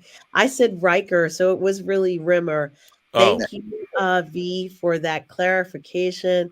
Well, yeah, uh, I don't know the Rimmer how character does, on Red Dwarf. how does that correspond to seat on the bridge of the Enterprise D? I don't know. Yes. I think they meant Riker as well, but Yeah, that it was yeah. a typo. But yeah. And guys, don't forget tonight on the channel, Robert is going to be on at 8 p.m. Pacific, 11 p.m. Eastern for his Curling Nascos a Picard After Show episode 9 for Vox. Hopefully I'll have a great guest. I don't know yet, but hopefully we'll see. Okay, so we're not quite sure of the guest, but Robert will be on later tonight for even with Bill more. Hunt. Yep, for even more Bill talk about this episode, and I've been really enjoying. I think that our people have been liking him too, apparently. So, absolutely, Nescas. I mean, for those of you, all of that comes from the 6th season TNG episode, The Chase. Yes, People are like, what does that mean? And it's It is a like I like to do a really obscure, not really obscure, but if you know the history of that whole artifact, the way it's been mistreated, it's just an inside joke that maybe I will only ever get. But hey, I try and show it to you with the opening of it, the opening episode. Absolutely. So, guys, please don't forget to check it out tonight. It's going to be a great episode. Dan Candy for the $199 super chat. Hey, just got here, but yikes! Why is Starfleet so small? Is it? Well, yeah. I mean, is it? I don't know. Is it so small? You know. Well, how many ships did we see in? I didn't sit there and count them. How many were there? Were we looking at? And also remember how many under people 200. showed up for Frontier Day. Well, weren't they supposed to all be there? Well, all of I mean, whomever, sure, whoever can be there. I mean, it's you never know, and we don't And quite know how many are there. Do we know? We don't know. no, we have no idea. No Money G for a $20 super chat. Thank you so much for the generosity. No Money G says, "Oh my God, just watched. Thank you, Rob. You're my hero. Hope to meet you Look, in." man, I appreciate that. All I did was point you in a direction. You know, it's Terry Metalis and the people that made this. It's people like Julian and Mmmm who are here to support the show. I mean, all we can do is you guys got to watch. And if we fucked up, I would never steer you wrong, man. I spent 8 months of people telling me I was being a paid shill for Paramount. Yeah, they did say that a lot, Robert. A lot. And It's fine. but it's okay.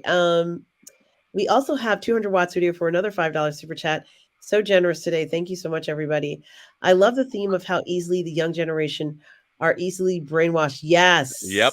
Oh yes, that's a very big part of what we're watching.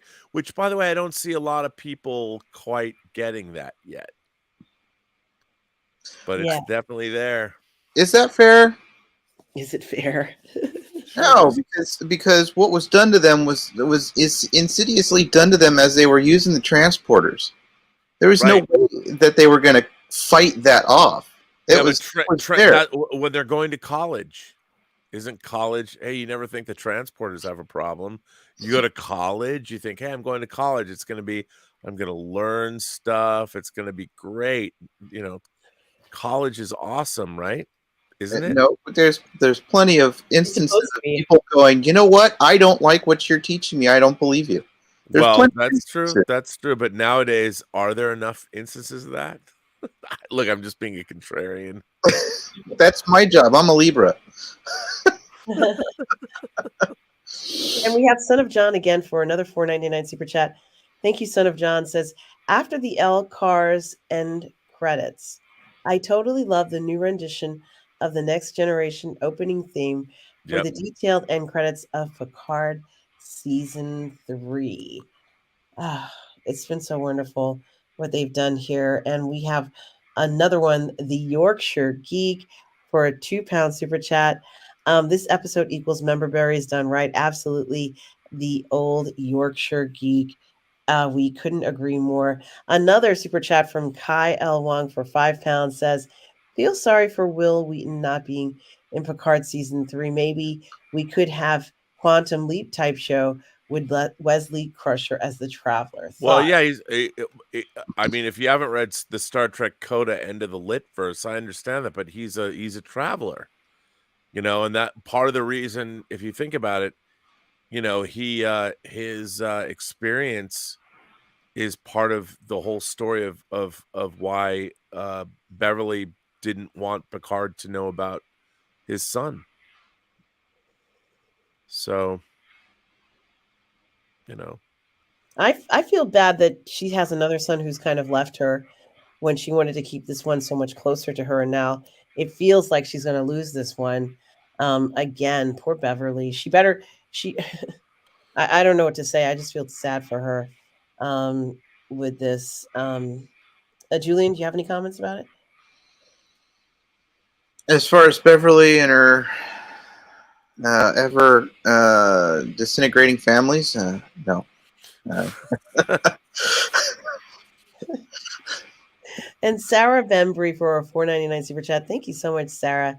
We so appreciate the generosity. Says, what a slap in the face that Shelby is an admiral and Riker's still a captain. Is it? Yeah, well, who's dead and who's not? And Tom Jr. Jackson for a $2 super chat. Tom Jr. Jackson is the moderator, collaborator, and friend here on the Burnettwork on many networks. Tom, you are amazing. We are all good people. Tom is the man. Yes, absolutely. Tom says, love the new avatar on the channel, Rob. Well, there's a lot of changes coming that are going to be great, and people are going to love them. So I'm slowly but surely making a little bit of changes here and there. Subtle, but it's happening. And I think this is the last one.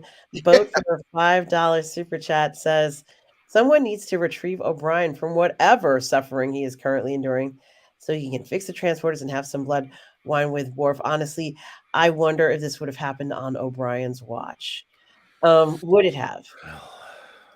Probably. I mean, I don't know if he would have known. Yeah. I don't believe he cottoned on to the fact that Julian was a changeling for quite a while. Yeah, so, for a month, at least 4 episodes.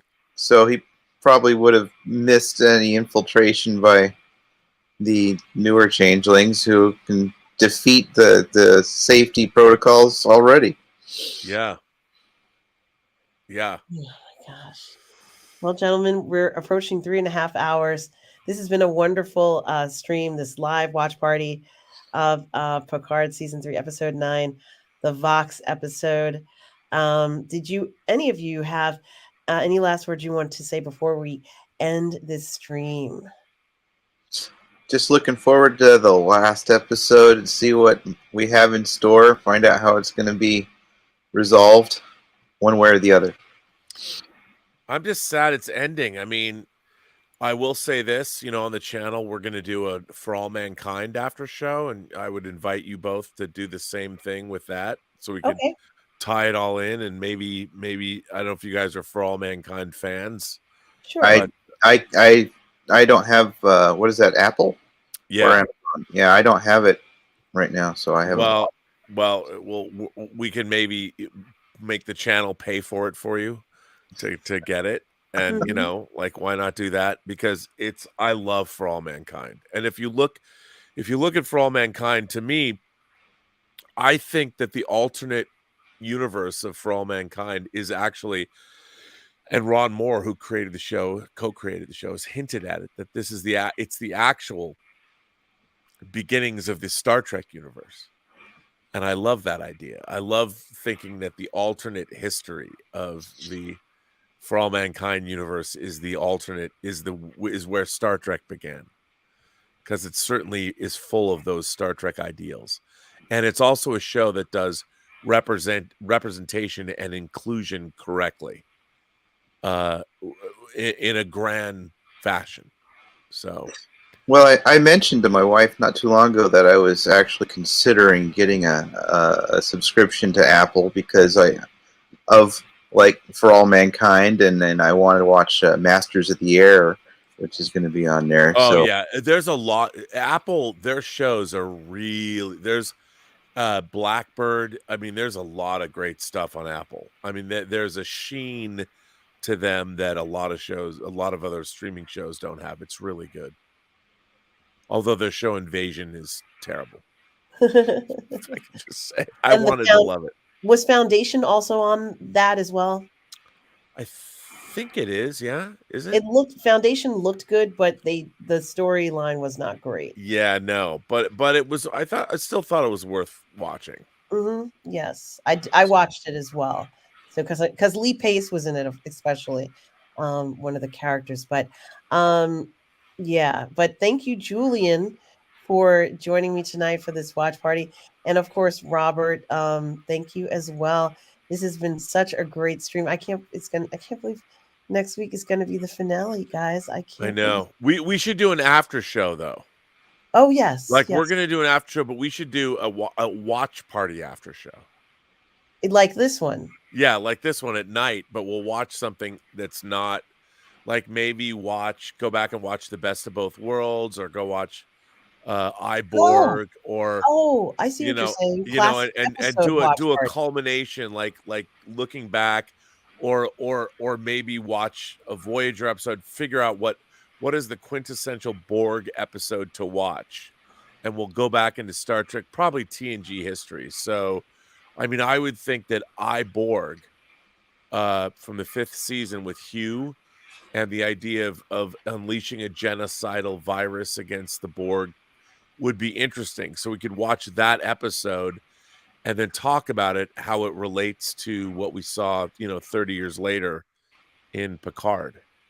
Could be Sure. fun. I think Julian and I certainly would enjoy that. And I Yeah. have a feeling that everybody would enjoy it. That's going to be fun. And I actually do need to learn a little bit more about what's going on in some of the episodes, because I am interpreting them very differently after seeing some of them 20 years later have quite a different meaning to me. Yeah. So I did want to mention that just like any fine, fiction story, the meaning does change sometimes. Darth Plato, I wouldn't disagree with him. Darth Plato says Q-Who, maybe it's a hot take, was the only good Borg episode. That's the initial Borg episode, the very first Borg episode in the 2nd season of TNG, directed by Rob Bowman. Maybe that would be the episode that we watch, because it would certainly spur a lot of interesting philosophical discussions about what the Borg are and should have been. That's actually not a bad idea. Well, it sounds great. I'm looking forward to Oh, that. by the way, I leave it up to you. It's your show. Well, yeah. Well, it's just a thought. I mean, Julian has some say in it as well. So, that's what I'm saying. I give it up to you. I just thought we could do a wrap-up show beyond next week's episode. So yeah, we'll call it the 11th hour. Okay. Show. As well, yeah, let's do it. We'll talk about it more and come up with a plan, and it'll be a fun show. PGS Treks, like I said, everybody, is not going anywhere. We're exploring everything and anything in regards to Trek. So this show, I'm just really happy to be doing it with Julian, and of course with Robert, and all of you in the chat who are here. It's been so wonderful. Every one of you have been so generous tonight with the super chats. We do appreciate that here on the channel. And once again, Tom Jr. Jackson, our moderator, collaborator, and my friend. We are all good people, Tom. I really do appreciate everything you do every single day.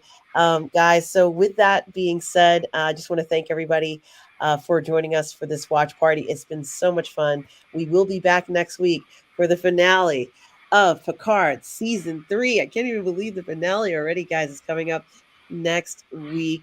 We will be doing rewatching episodes here on the Burnettwork as well. We're looking at books. We're just getting started, so this is going to be a wonderful year for Star Trek and Star Trek fans. Yes. It's just going to be amazing. So on behalf of the Burnettwork, just want to thank everybody for the support. And this has been so much fun to be here, guys. And remember, guys, no matter where you are in the galaxy, live long and prosper, of course, but always remember to please be kind, everybody. Take care. Cheers. Bye.